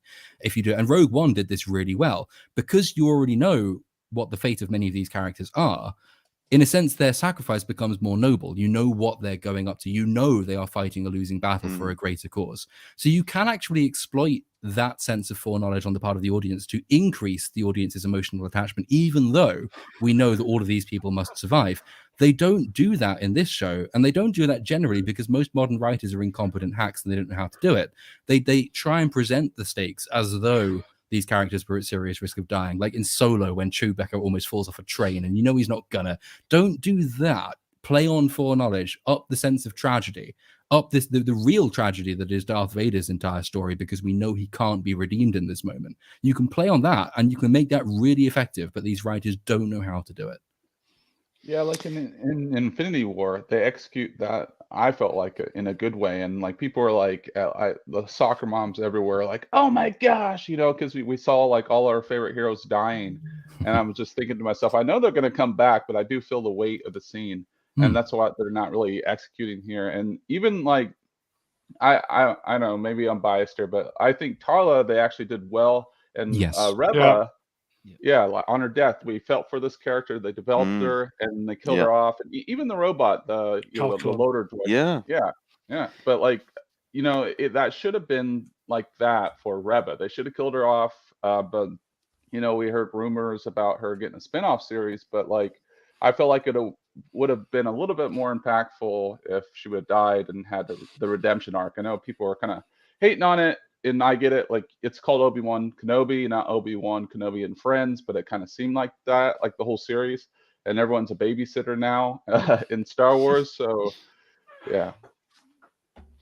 This scene, I was absolutely terrified that Vader was going to say, "Who has the high ground now?" Yes. It is Yes, over, Obi-Wan. it was I looking have worryingly the like high we were going to ground. go there. What do we make of the whole burying Obi-Wan? Chucking loads of rocks on That's top. a I most mean, dissatisfying way to end an old rivalry, isn't it? Just drop rocks on them. it's the second episode in a row where Vader is kind of thinks he's killed someone, but actually hasn't. I mean, it's making Vader look incompetent more than anything. But it contradicts it. Like his whole shtick has been, I'm not going to do the sensible thing because I want to take Obi-Wan out personally. But here he just dumps rocks on him and walks off. So why not just use orbital bombardment to destroy the base in the last episode? Why not let Reva kill Obi-Wan? Why, if you're not actually caring about the personal aspect of this revenge mission? So this entirely contradicts everything Vader's done up until this point. Plot holes. I'll comment on this real quick. I took it as like almost like a boxing match. Do you think Vader actually thought he was dead? Like, it's like, round 2, Obi-Wan's going to come back. Maybe that's more the positive aspect of it. But then I also watched it with the lens like where I was like, man, this is kind of dumb. What's he doing? Like the editing could have been more crisp here. Like, Obi-Wan's trapped by the rocks, but I feel like he should have broke out of the rocks quicker. Like, why did he wait so long? Like, just I think it would have been cooler if he would have just bursted out of the rocks and been like, hello there. And then they went at it. I know, cheesy, but That's kind of back to what Ben was saying about it being more of a struggle to move the rocks, because in the previous scene he's thrown about willy-nilly, and in that scene he's using it more traditionally, as it would be the kind of point that Ben made. So we have Obi buried, but not quite, and again Vader has the high ground. Good God. But yes, he manages to break free, and then are we back to Reeve here? Looks like we might be. Yes. Z's boyfriend there, Chad Owen, making his final stand. Yes. I can only dream how he would have stood up to those stormtroopers in A New Hope, Z. What do you think? He would have put up a right fight, wouldn't he? There is nothing this man will not do to protect his dark secrets. You're not getting my hard drive, he says. So Reva faces him down. I think he does his best, but obviously Reva's angry, and when a woman's scorned, oh, there she is with the angry face again. Doesn't he twat her with a bit of a moisture evaporator in this scene? Yes. He was one of the highlights. I mean, we'll maybe at the wrap we'll talk about highlights and lowlights, but for me, he was one of the highlights. Shadow, and I thought.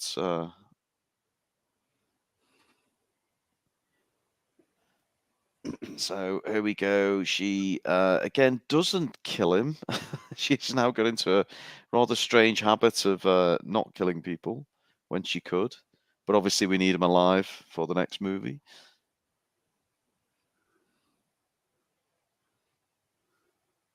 Poor Owen finally gets overcome.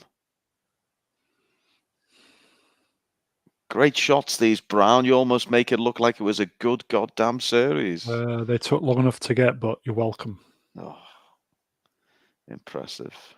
Oh, and then Baru bitch slaps her. My favourite. Yeah. Yeah. Oh. Luke's off out. Boom.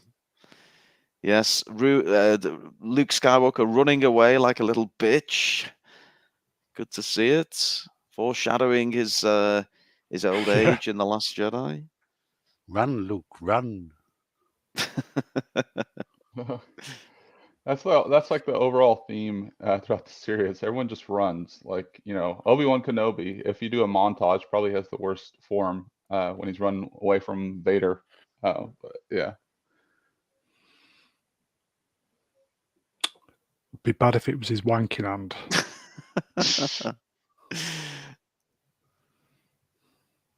Yes, nobody stays dead in Star Wars anymore, do they, They don't. Franco?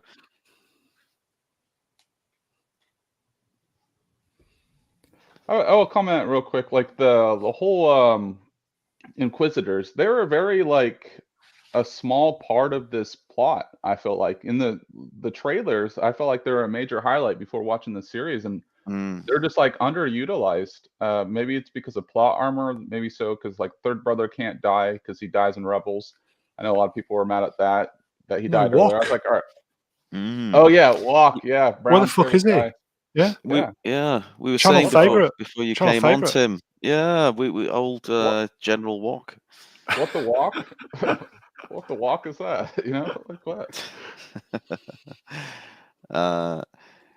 Craig there quoting the greatest ever Star Wars movie. No one's ever really gone. Brilliant. So there we have young Luke. Supposedly looks nothing like him. Acts nothing like him, but. I was trying, because we had to script a whole video on this, and throughout I was trying to figure out what her motives are for trying to kill him, and I cannot make it make sense. So she has the broken hologram from Bail Organa, who is an idiot for leaving paper trails around everywhere. But the broken hologram contains something like 4 words. It says something like children, Luke, Tatooine, and there's one other as well. There's nothing in there that tells Reva that Luke is Vader's son, for example. So I assumed she was going there to use Luke as kind of bait, or because she knew that Obi-Wan and Vader would be going there so she can have another shot at killing one or both of them. But it turns out in that entire sequence, that's not why she's there. She's there because she wants to kill Luke. But there's no reason for her want to do that. It doesn't accomplish anything. And again, her guiding reason for doing everything is that she hates that Vader killed children. But apparently, this means that whenever she sees any child or hears of any child, she doesn't care about their plot relevance. She just wants to kill them because they're a child, and that's the reason she's there. And I keep thinking it must make more sense than that. But I've gone back through this part of the episode, and indeed the relevant part of the previous episode a couple of times. I cannot figure out why she is there to kill Luke. I just don't understand why she's doing it. The only way that would work would be if Vader knew that Luke was his son. Yeah, the trouble is, it's only the audience that know that Vader, Luke is Vader's son. And she doesn't know that. So if part of the hologram message told or revealed that Luke was Vader's son, then yeah, that makes sense, because obviously then she wants to do to Vader what he did to her by literally killing his child. But the hologram message doesn't tell her that. There's no information. She can't make that deduction. There's no reason for her to think that that's the case that I've been able to find. So it is literally just the case that there's a child, she's Reva, so she wants to kill it because she doesn't like that Vader killed children. And that's yeah. Melvin is concurs with you, Brian, and you, Lord Chord. But we have some. We've set them off in the chat on the wok puns, which is always good fun. I mean, we have to entertain ourselves somehow. Can I get Z3 in your best Oriental accent to read this one, please, Z? Sean the Bus in the chat says, I still haven't found what I'm looking for. Oh God, it's so childish, but I love it. Thank you, Sean, for your contributions. So, where the hell does this one come from? The fuck? Was this in the show? This was About 2 episodes ago. no, this was what's An his error. face in the. This is Obi under the rocks. Oh, is I that what it is? remember. Yeah, Having He has a layer montage because he's he too has the sad to montage lift of the the things rock. he cares. He has a montage of the things he cares the most about. You're There's welcome. one shot of Luke, and every other shot Yes. is Leia. Everyone. From a distance, wearing his helmet. From a distance. Yes. Oh, here we go. There you go. Yes. Remember him? He's an important character, apparently. Yeah. Remember But- him? He's had 30 seconds of screen time. Are these still the emotional flashback? Yeah, here we go. And he's Come on, son. Fill your boots. Baby Leia gives him the emotional fortitude required to fully recapitulate himself with the Force. It's just such lazy writing. Yeah, and you just look at it and you just think, how are you doing this? And Disnoids on Twitter are going, "Oh, size matters not. Fuck off." Press L1 and L2 at the same time to do the rain palpitating rock.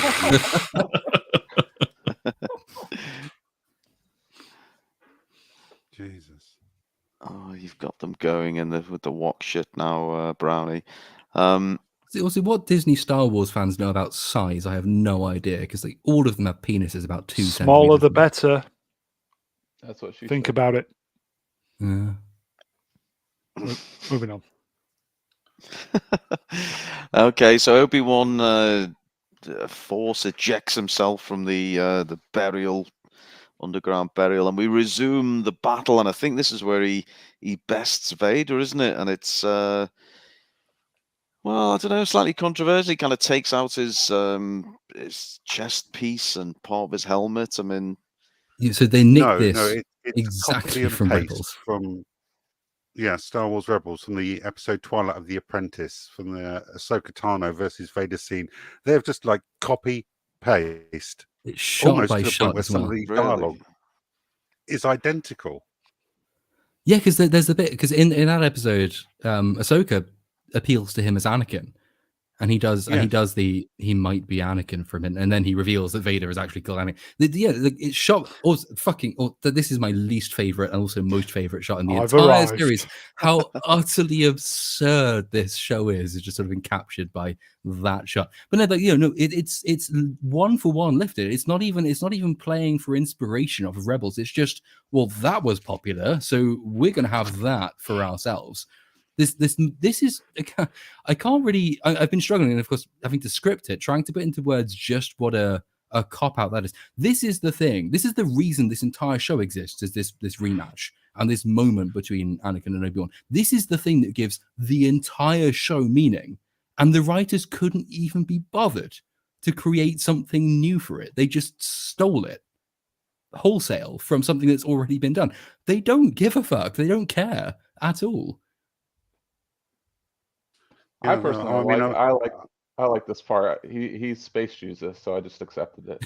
That's if the I was gladiator. Are you not Filoni, entertained pose?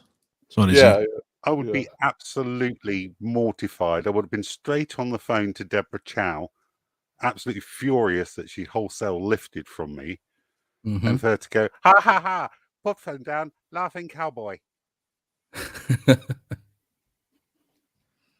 I felt as if they put this scene with the stones and just to try and take the edge off the Last Jedi scene with Rey. They can all do Always it. go back to the Last Jedi, folks. I felt there was a little bit of here and there Road. apologies, not apologies, but trying to pave over the cracks for some of the inconsistencies throughout Star Wars, and not just in the sequel trilogy. Some of George's stuff too. Jackass, and if I can tweak your comment, Jackass, it's not plagiarism if you lift it from your own walk.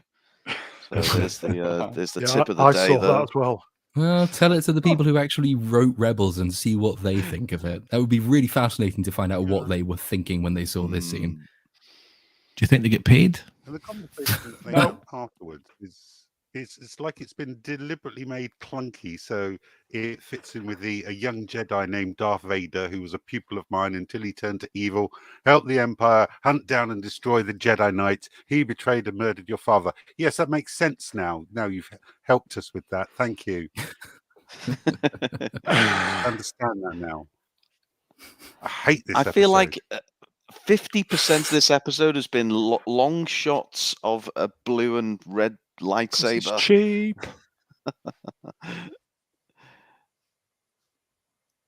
And the fight of the century, the rematch of the century. Tim is on form. Tim's on fire. He's dominating the chat as well as contribution in the panel. What an effort. But Obi-Wan is starting to get the upper hand. They have the old cross sabers. Vader's going to get his arse handed to him. What a damn shame. Did anyone else start feeling sorry for Vader? I don't know if that was quite the emotion they wanted us to feel, but yeah, I did. A little, It yeah. was- yeah, there was. I get some feels watching that when Obi-Wan started to tear up, but it almost made it worse because it made you think that what could they have done had this been competently made. I feel sorry for Vader True. in the Marlon Brando. Look how they massacred my boy sense of sorry. My issue with it, I felt the emotion stuff, but they made Vader too vulnerable or pathetic. I felt like. yes. Absolutely, Tim. Yeah. Sorry, Tim. May I just interrupt? Do you want Yeah, go to respond to this comment? Accusation. The time prophet. Who's that? Tim is Exactly. a hipster. He dominates everything. He has the walk of Walk of all knowledge. But Moving on. But like I know we like The Force Awakens obviously is like copy and paste from The New Hope, but you know, I feel like it's the only decent film really out of like the sequel trilogy, to be honest. Yes. But like the way they ended the fight with Rey and Kylo was better in a way, how it kind of broke off. I envisioned something like that happening, and maybe it looked like Obi-Wan was dead, because after this he's supposed to think Obi-Wan's dead, right? Or he just like he can't find Obi-Wan after this because he's so damaged from this battle. So there's a lot of issues that come up here. So it should have been like an epic duel in my mind, but then Obi-Wan should have looked like he died in a way, but obviously he recovers and all that stuff, and that kind of ends the battle. The abiding issue is, why doesn't Obi-Wan kill Darth Vader? So it's understandable in Revenge of the Sith because he still sees him as Anakin. You're my brother, Anakin. I loved you. In this, the dialogue they share when Vader is beaten here, they actually have this exchange, and Vader says, "You didn't kill Anakin." And that's relatively clever because it teases this sort of redemption. Vader says, "I killed Anakin Skywalker." Obi-Wan then himself acknowledges that Anakin is dead. So the person he's facing, he has made this mental jump now. He's made the mental distinction between Vader and Anakin. Vader is the Emperor's right-hand man. This is a genocidal warlord. This is the one person who puts Luke Skywalker at risk, puts Leia at risk, puts him at risk, puts the future of the Jedi at risk, and he no longer sees him as his brother, so he has no reason to spare his life. But when he has Vader on his knees in front of him and beaten, he walks away for no reason, and thereby ensuring that everything else, all the bad shit Vader does from this point onwards, is Obi-Wan's fault because he doesn't kill him, and there's no reason for him not to kill him. When you're watching this, when he first beats him, he doesn't see him quite with the helmet, or even though the helmet's being cut, right? So that's when he could have killed him, right? But then the narrative kind of changes because he sees Anakin again and thinks, I can't kill him. But then, as you say, straight after he acknowledges, they rip off Return of the Jedi, and well, then they have the truly dialogue dead. So what? Then that's why the fuck doesn't he kill him then? Yeah, you could end everything ends if you kill him now, and he's not your brother. He's not Anakin. There's no emotional attachment to him. You know what he is now. Everything is fixed. The problem is solved if you kill Vader. Your entire mission to protect Luke and Leia is accomplished if you kill Darth Vader. But he just turns around and fucking walks away. You could have stuck the end of the lightsaber in his eyeball. Yeah, That'd have finished him off. I think this just did a a lot flesh to wound, undermine that one. Vader's character as well. Hayden Christensen screeching at Obi-Wan just reminded us that behind all that menace and armor, he's just an angry little Padawan. Yeah, I'll get you, Butler. The armor is supposed to signify his transition away from angry Padawan stage of development. Transitioning? Yeah, basically, Vader is a trans person. No, but the armor is the visual signifier. It's iconography as well. The show doesn't give a fuck about iconography. Vader's armor is supposed to signify the end of Anakin Skywalker as that type of character, that emotional, rash, brash, idiot, young Padawan who's basically having a temper tantrum. When he's in the armor, that's the end of that part of his character. But this show reduces Vader back down to that level. And it just makes it it has no understanding of what makes iconography in film and cinema work, and why the armor is so effective, and why it's so important to keep it separated from Anakin before he wears it. Can we fire Melvin Deepley's comment back up again? I'll do it. Yeah, the EU. Yeah, there we go. That's a good point that Melvin makes there. The trouble is, at the very start of the scene, he says, "I will do what I must." Yeah, we appreciate your efforts to defend Disney, Melvin, though. I do appreciate it personally. I mean, the other thing is we've seen him quite efficiently off old Darth Maul, haven't we? And was it Rebels? I'm not the most up on. Yeah. You know, he didn't think twice about it. He very efficiently put Maul to bed as such. Yeah, being a Jedi is not being a pacifist. Being a Jedi, I mean, he resents and regrets that has to happen, but it has to happen because, and it's the same thing with Emperor Palpatine. Like, if you have Palpatine disarmed and at your mercy, you don't not kill him. Mace Windu made that mistake. But never after that point does any Jedi look at a disempowered Emperor Palpatine and say, right, well, I'm a Jedi and I can't kill you, even though you are the epitome of evil and the height of the Sith and the greatest threat to everything I stand for, and the galaxy cannot exist with you in it. You can't use that explanation to get out of this, because Darth Vader is that bad, is that evil, is that threatening to everything else that happens. He's too important. He's too dangerous to be left alive, as was said of Count Dooku. Brownie, can you read Nimum's rather interesting take on this? Could have been worse. He could have killed Vader, then Vera would have taken the Vera suits and become Vader for the rest of the shows until Return of the Jedi helmet removal, unless they edited that too. I fucked that up, but I think that suit is literal perfection. It will be when it fits a woman.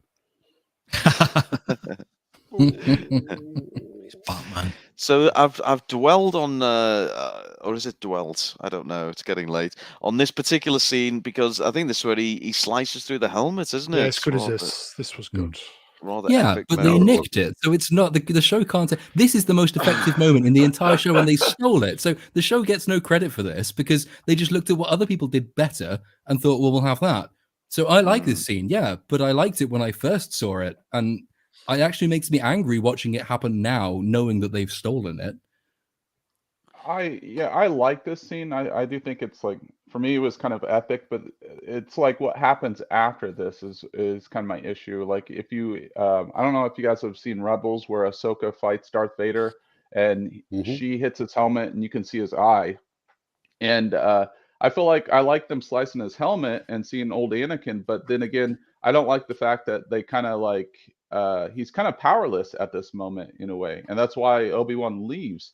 So I feel like I like this, but I don't like it in a way. They can still execute this in a good way, but they went too far with it as far as weakening Anakin or Darth Vader and kind of grounding him to be like a broken little boy.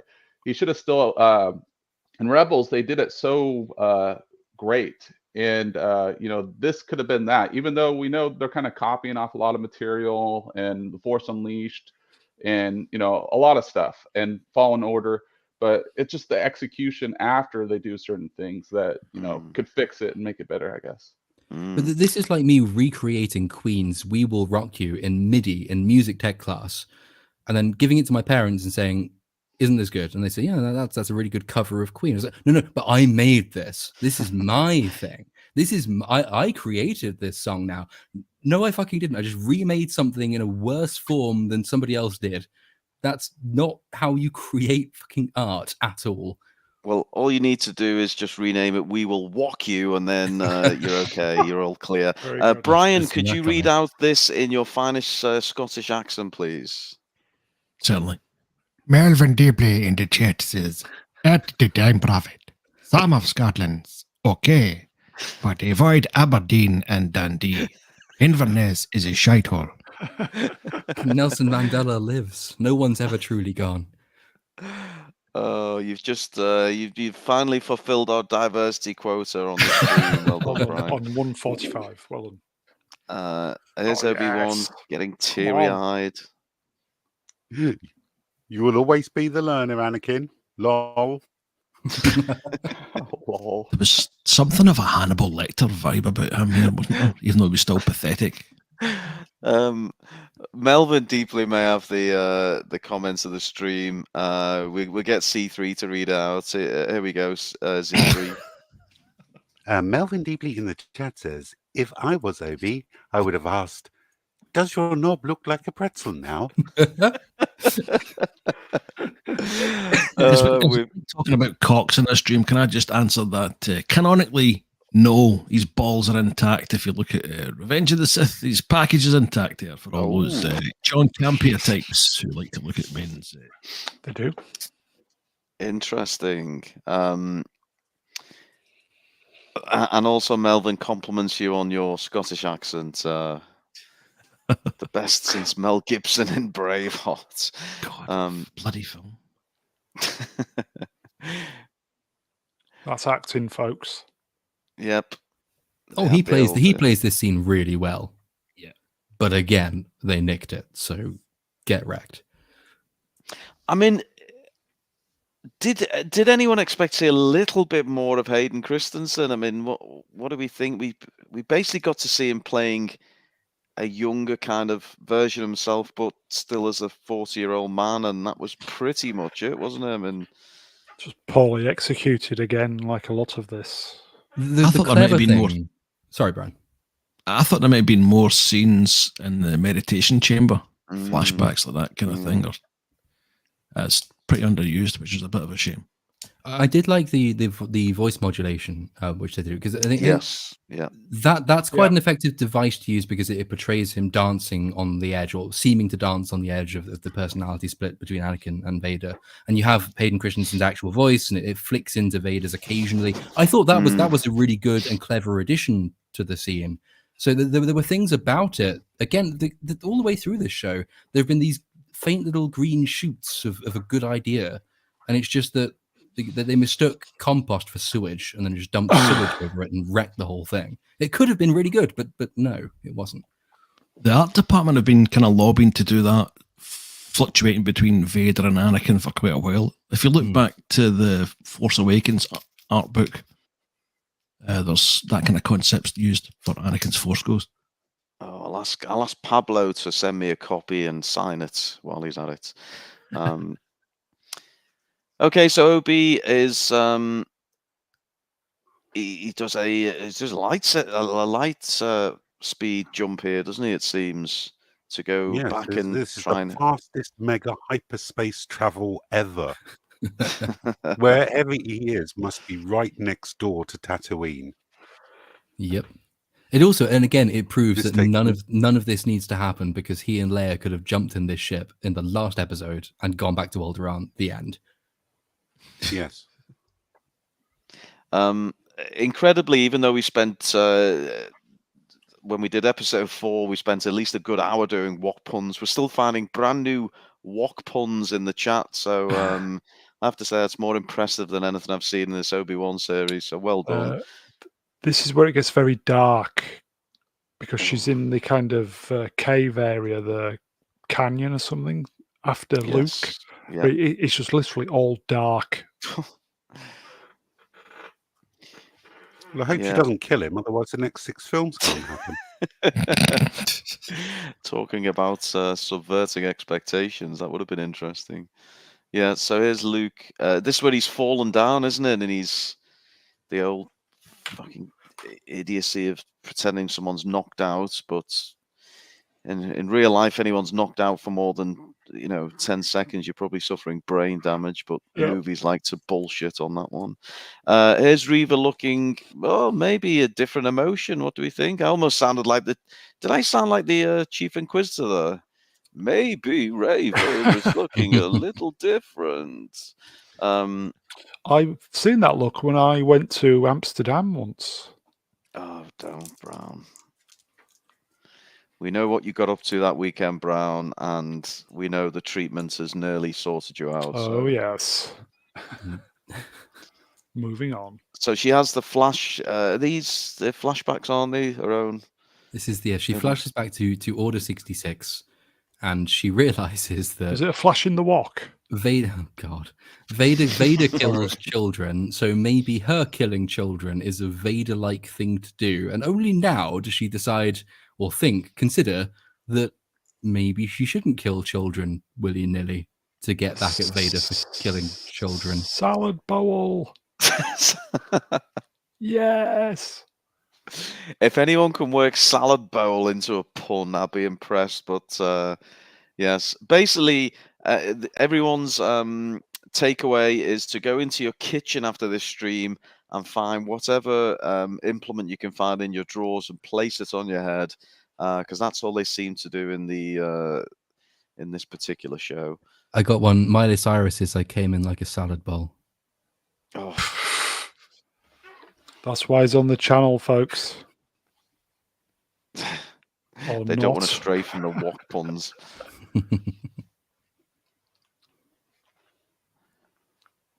This is kind of flashbacky type scenes. There's Luke, not Luke. And she's still deliberating.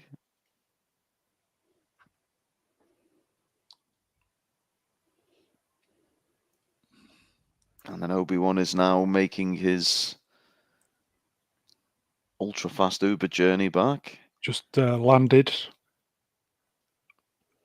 at Beru's residence. Yeah. Unnecessarily, as it turns out, because Reva is the hero of the show. Oh, Obi-Wan doesn't save Luke. Reva saves Luke from herself. Yes. Wow. It's all dark from now on, boys. Owen and Beru just appear to be shouting together for within 3 meters of each other for some reason. I'm guessing that's the limitations of the soundstage they're on. Oh, Matt's had a go for you, Brownie. I hope you appreciate it. I had a salad bowl joke, but I tossed it IDK. I don't know. Oh, I okay. tried. I'm not good with all this kind of text to speak. Young people speak. Yeah, young. You're not down with the kids, are you, Brown? Sorry, Matt. While we're straining our eyes to see what the hell's going on in this ridiculously dark TV show, let's bring Tim back in. So as we move to the finale, what do you make, Tim, of the redemption of Reva? You referenced it earlier. What were your thoughts on that? Well, besides Wade being the MVP, but rest in peace, Wade. But I really feel like the Inquisitor walk wore off on her, and he gave her some good advice, and that's why she walked away from the dark side at this moment. Walked away. Nice. Yeah. Wow. You got not one but 2 wok puns in there. This is what we're paying for, people. Brownie, give him a bonus for that particular one. So Reva comes back carrying Luke, who's still unconscious. She has a crying fit because she says something like her failure to kill a child means that she failed the dead younglings that Vader killed. And again, I've been trying for ages to make this make sense. How could she ever think that not killing a child fails dead children? Oh, stop spoiling it. How does that work? Who wrote this? Yes, as Unum says, Reva is the hero because not killing a child is heroic. That's all it Stunning takes. and brave. Yes, there we go. I was surprised they had her actually crying and upset because that tends to be the feminist thing they hate. That they fucking hate that. Do you remember when Yes. Game of Thrones, Gwendolyn Christie's character started crying? Twitter were going crazy. You just couldn't have a strong one. You can still be a strong person and still have moments of weakness. I thought that was the best acting she's done all series, though. Yeah, but that's just me. I would agree. Yeah. You mean you didn't like her as Captain Phasma? Let's talk about Reva. Oh, talking right. of which, I'm going to get my own little plug in as we're getting towards the end. I've got on my Twitter account, I'm running a Twitter poll tournament for the worst ever Disney Star Wars character. Do you want to post the link? Reva's doing well. She's in the semi-finals. Phasma's in there, Rose, Holdo, Jake Skywalker. So I will just say, if I may, check out Matt I, or is it Matt One? He's a regular on the Sunday show, so check his channel out, folks.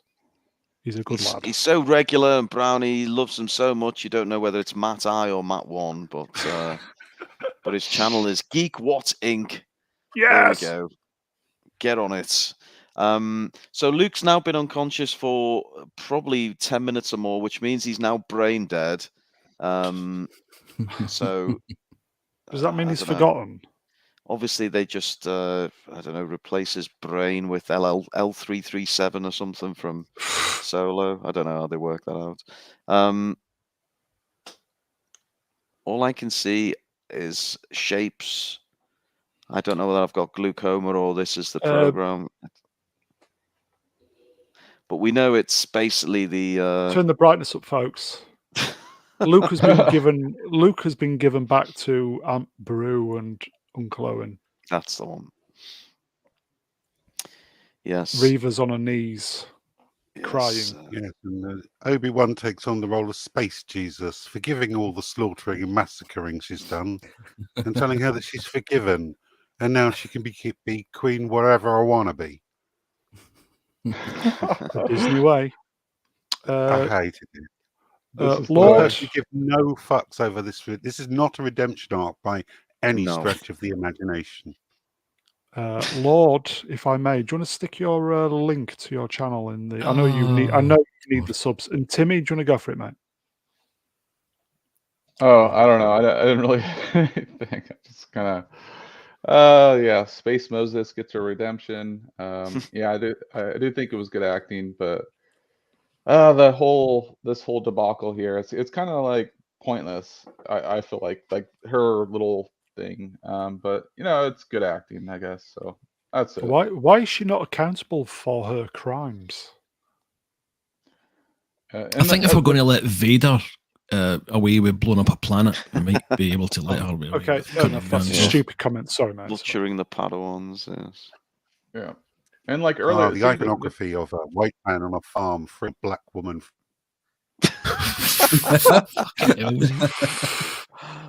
Oh God! I think that's it. Channel dead. No, we don't. Don't speak too soon.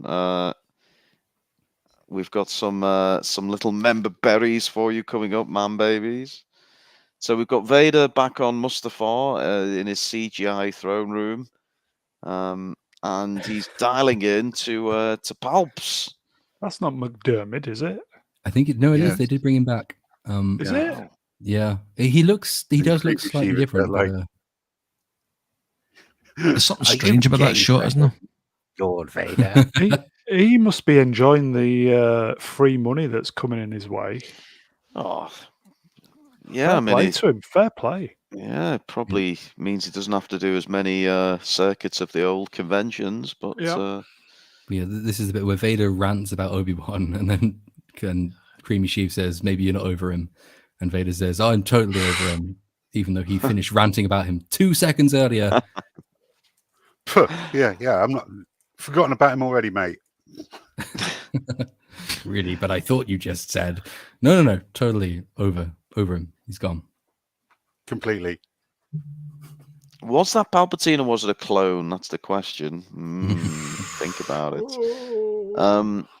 So then we get, now this for me is where the whole damn, I just wanted the thing to end, and it just dragged on and on and on. I mean, we had the Raver on her knees, and then we had the Vader and Palps, and okay, that was good to see Palps as always. But then we had this scene just seemed to go on for goddamn ever. We had, and it was ridiculous. We had young Leia getting ready and donning the holster. So Disney, this wasn't it? I mean, what are they trying to do here? They're trying to make something out of the holster, some significance. I don't know. It's just Well, it's like Han Solo's ridiculous. dice that they tried to make something Yeah. out of in The Last Jedi, and then tried to retroactively fit those in with Solo.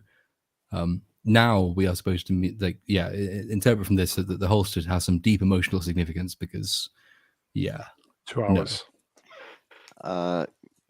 Great work by Tim. Just wondering how she possibly walks in those boots. Very good. This little scene kind of reflects on her introduction in the first one, even though we had our expectations subverted when it was an alien and not Leia. Very There good. she is. Bears the boots. And then this is the scene where where basically Obi-Wan says how important her real parents were while her step-parents are stood right behind her. Good to That see last Jimmy scene just back looked as again if he then. was checking out her chest there. Hello Still there. got I it. did. I bet you did. I really want to know, why has he not been arrested or killed? Because they know he's in contact with Jedi, and they know Leia is in contact with Jedi, and the Grand Inquisitor knows all of this, and he's still alive. So why is Bail Organa not dead? Stop spoiling it. Because he's a tremendous lawyer. That's a tremendous lawyer. That's a 1980s LA Law reference there. Never mind. Very good, Brian.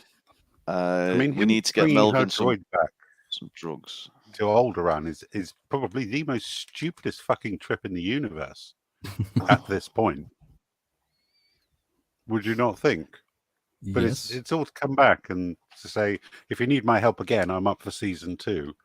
Could I quickly just go back to Melvin's comment? We should. In a nutshell, 110% done with Disney Plus is cancelling it. I need some drugs. So do I, mate. It's on its way, Melvin. We've ordered them for you. So this is where the imposter, not a real father, gets emotional, and then Obi-Wan says goodbye there, and he But gets onto you have missed the scene where he tells her about her parents, yeah, No. and he says Keep going. how amazing, incredible, and brilliant, and beautiful, and lovely, and fantastic she is. Completely amazing person. Because we need to be told this, even though the original trilogy sort of set all of this up just by showing us what she does. Obi-Wan just gives her all of the classic strong woman traits in dialogue. But it also throws up problems later on, because you get to Return of the Jedi, and Luke says, "What do you remember about your parents?" And rather than saying, "Well, funny you should ask that, because this guy we both know incredibly well, Obi-Wan Kenobi, knew my parents and told me all about them," she just says, "I kind of remember my mum, maybe." First time Obi ever laughed in anything. yeah. Obi-Wan Nice comment was from. reading off a Mary Sue checklist as he was simping over a Leia. At this point, I was like, "Oh, fuck off! You are literally just standing there telling her she is stunning and she is brave." The only thing was that he said that you get that from your parents. That tends to be a crime in the Mary Sue setup. It has to be, everything's just applicable from that person. Mm-hmm. I do like this scene because he says hello there. Like, if this series didn't say that, Hello I would have there. been done with Disney Plus. Like, I cheered when he said hello there. I did. I was like, yes, yes, I was Finally. waiting for it. Yeah.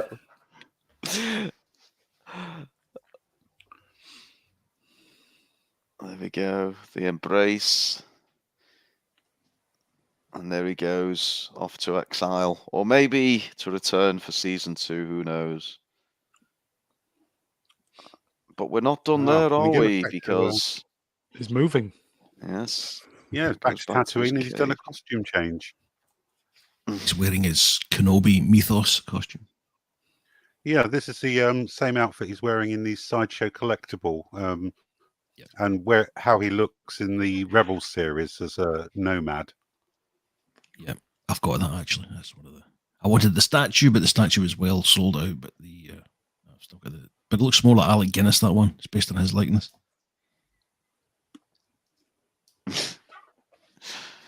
Melvin says Luke gets a hello there because Alex Guinness was a bit gay. Yeah. It was all in the delivery.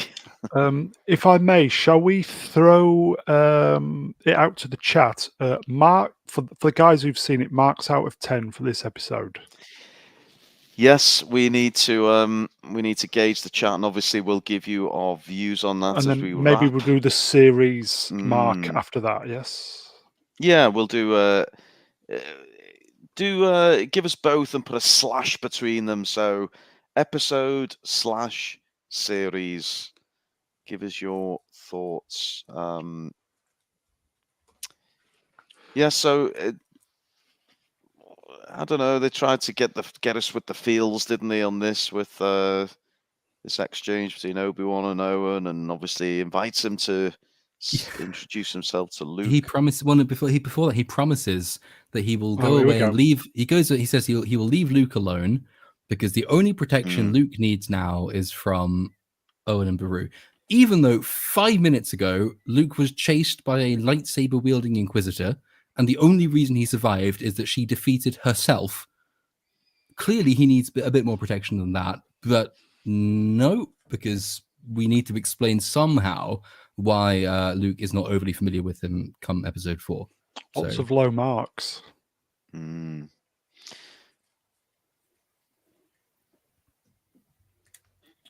you like to meet him? Craig thinks it's worse than the Book of Boba. Wow. Yes, so Would you like to meet him? Like a pedo, he strolls over with his toy. What? What the fuck? And this is we've had lots of flashbacks, but this is a flash forward. This is Luke's flash forward to his ultimate perfection. There we go. Good milk, though. Good work, milk. Brownie. Brownie's been so excited for us to get to that slide. 354 I've slides wet in. He myself. couldn't wait. He couldn't wait. I could hear him giggling away in the background. This thing's got more endings than the Lord of the Rings trilogy. That was the money shot, Ridiculous, everybody. isn't it? Yeah. It's ridiculous. It's still going, for God's sake. I mean, I what's he still like doing the now? camel, though. The camel thing's nice. Just milk the goddamn thing, Obi-Wan, and have done with it. Here we go.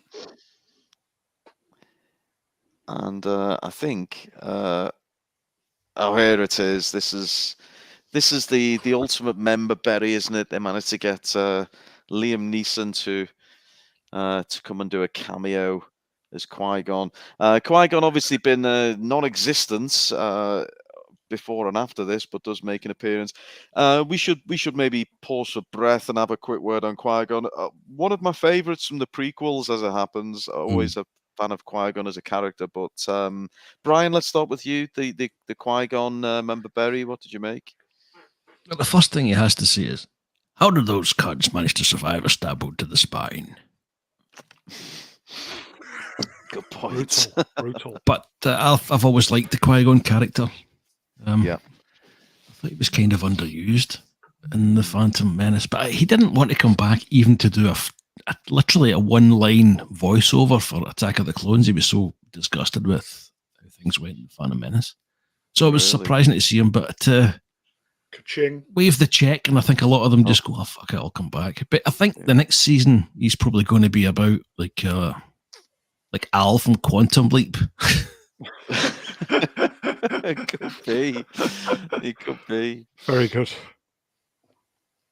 I've always been there, he says, watching you in the shower, cracking one off to the shower grumble bit. I was always there watching Obi-Wan. That's funny. In answer to Jackass, I was actually trying to read about this earlier today. Apparently, yeah, in the original canon, he's not supposed to be able to fully manifest himself as a Force ghost because he never quite completed that aspect of the training, so he appears in different ways. I believe that is correct, but I don't mind that particular break compared to all the other ways in which this show was fucked with canon. This is not objectionable, and I liked seeing him again. Even though his the number of questions that I would have led with as Qui-Gon, like, I don't know, you remember Obi-Wan when I told you to train the boy? Didn't think you'd turn him into a giant black murder robot. That's a thing you did. Well done. How have you managed that? That could have been a good starting point. Yes, and also, how did that tart survive the exact same injury that killed me? That would be a good question as well. Well made there, Melvin. Anyone else thoughts on the Qui-Gon Force Ghost appearance? Tim? You know, like I was mentioning in the chat, they should have had a Lion King moment. You know, he should have been up in the sky looking down. Because like, what was it? Lord Chod was saying that you know, he can't fully make himself into like a human, or you know, this Force Skyping stuff is not like fully, or Force Ghost stuff is not like fully done. So him in the sky talking to Obi-Wan would have been better. I don't know. No jokes for that epic fail. Moving on. Time Prophet says, where was Qui-Gon when Obi-Wan died in A New Hope? Well, yes, indeed. Wasn't conceived, I guess, is the honest answer. We have a brief member, Barry. Go on. 1 second. So I liked the moment. It was nice seeing him there, but I felt like it was out of place. It should have happened earlier, like mid-season, you know, when we're Obi-Wan struggling to be himself, like after the back to tank or something like that would have been nice. I felt like it would have been more impactful, like to help Obi-Wan transition into being actual Obi-Wan. And so this, of course, it's nice, but I felt like it was a little out of place, to be honest. Yeah, it's a good point, mate. I mean, there's other opportunities both in the series and even in this episode. I mean, if you want to really ramp up the emotion, and maybe if Obi-Wan's buried in the rocks, maybe that's the point where Qui-Gon could come in with some encouraging words. But yes, it all felt a little bit like, right, we're going to wrap up. Let's shove in Palps, and then let's shove in Qui-Gon, and the fans will love it. Yeah. So he rides off into the sunset, and it's a wrap, and we finish on an eye test. Just in case your eyes haven't been strained enough looking at extremely dark screenshots, which are nothing to do with Brownie's skills. It was just the awful skills of the people at Disney. Sorry. So let's do the round robin. So we've asked the chat what their thoughts are. Let's get the thoughts of everyone here. So Brian, kick us off. Give us your rating for the episode and then for the series, if you would. I'm going to go for a 5.5, both for the episode and for the series. Overall, I found it to be, even despite the action sequences, I found it to be dull. There was no need for this series. Nothing really happens between Revenge of the Sith and the original Star Wars to me. So this is just fucking fan fiction, but pretty badly written fan fiction. For beloved characters, I just did not give a monkeys the whole time watching this. There was maybe the only thing I really say I enjoyed was the sparring session in episode 5 and the way it was nicely intercut with what happened. That's about the only bit where I had any real proper feels. So it tends to be that Disney they can do little scenes here and there that are okay, but in terms of a cohesive narrative, you can forget it, I'm afraid. Just a quick shout out. Rennie's joined us in the chat there. So hello to Rennie. Nice to have you on for the most important bit, the bit where we rate Obi-Wan. The end, the credits. Always the best part of any Disney Star Wars is the credits. Yeah, some people in the chat think you're being generous there, Brian, but nevertheless, you're entitled to your opinion. Lost Chord, Dark Sith Lord Lost Chord. He's got the COVID. He's raging. but give us your thoughts on the episode and the series as a whole and your rating, if you would, sir. Okay, for the episode, if I didn't know what I know about where they've stolen things from, I would say the episode got a 4. But because everything good about this episode was stolen, the episode gets a 1. Oof, And for the brutal. amount of damage, so the Book of Boba Fett was awful. I mean, really awful from a writing point of view. Didn't do a huge amount of lasting damage to canon. Didn't really wreck too many very important characters, Boba Fett aside. This show, Obi-Wan has become boring and a non-entity in his own program. Darth Vader has been cucked. Baby Leia now knows things she can't know. Baby Luke now knows things he can't know. It wrecks canon, it wrecks continuity. It does so much damage to some of my favorite characters in one of my favorite timelines. And then again to the original films that kick-started the entire thing. The thing these writers are supposed to be privileged to steward. It does so much damage to all of that in a way that I don't think any other Disney Star Wars TV show has done, not counting the films, of course. I would struggle to give this show more than a 2, but I think probably a 1.5 just because it has Qui-Gon at the end and that looks good. But I have so much ill feeling toward this absolute catastrophe of a show. Jeez. Wow, scathing from Lord Short there. Z, what are your thoughts, episode and series as a whole? The episode I'm going to give a 3. It doesn't deserve any higher than that, to be honest with you. It's a mediocre ending to a series that should have been twice as good as it actually was. And that's all I can really say about it. It's not been enjoyable to watch this series. I won't go back and rewatch it at any point. I think its rewatchability is 0. So you can bet they're going to do a season 2. Abso-freaking-lutely. Tim, can you give us some hope in the galaxy, Tim? What do you make of it all? Episode and series as a whole. Well, as you know, Obi-Wan had me at hello there, and I'll try to take the high ground, but I don't know. It's quite divisive for me. It's popcorn fun, and it's sad that Disney Star Wars is becoming like very Fast and Furious, and that's fine for like films that are supposed to be that, but Star Wars is not supposed to be that. Like where you just kind of shut your mind off. There's supposed to be more substance to it, and so I don't know. I'll give it like a 6.9 this episode, and then probably the whole series at 6.9. But yeah, it's like there's good elements, but then If you just give both things a 69, is that... You saw what I did there. Yeah. Yeah. But no, it's just I had really high expectations because he is my favorite Jedi of all time.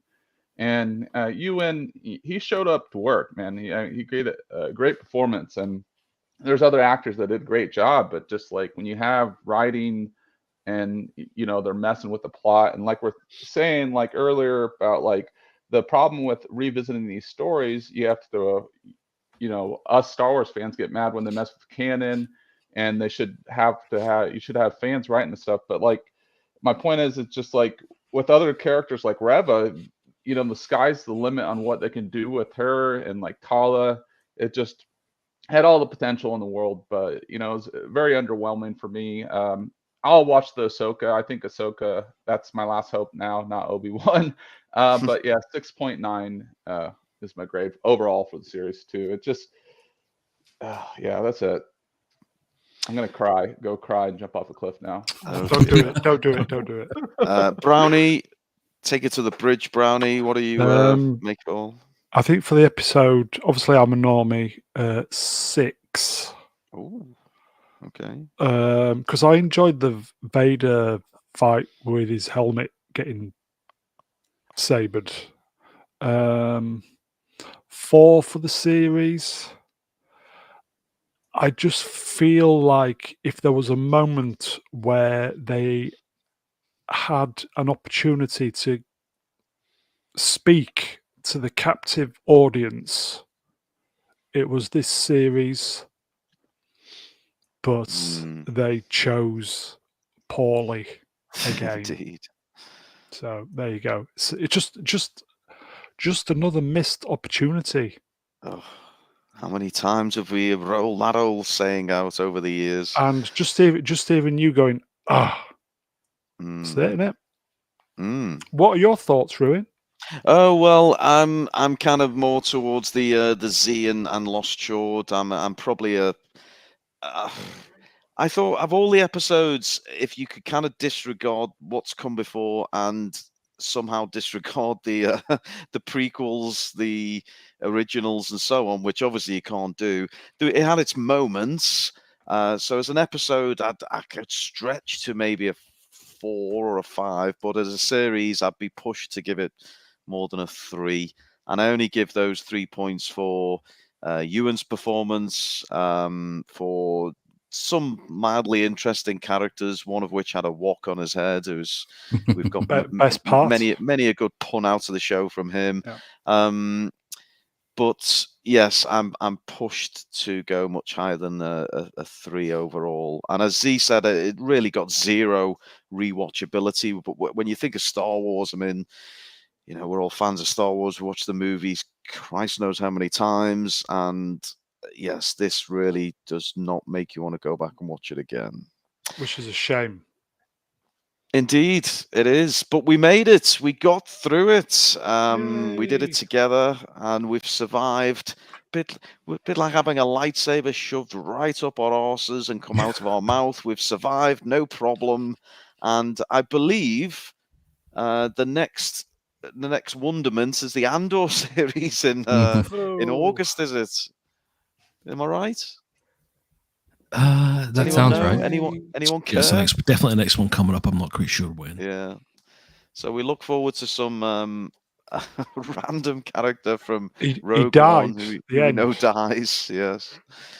But nevertheless, we hoped for better. We didn't get it, but we've had a good old time roasting the shit out of it. So, so should we just thank everyone, Brownie?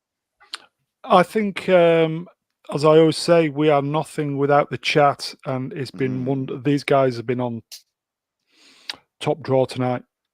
Yes, yeah, the wok puns especially. Oh. Cheers, guys. What would we do without you, chat?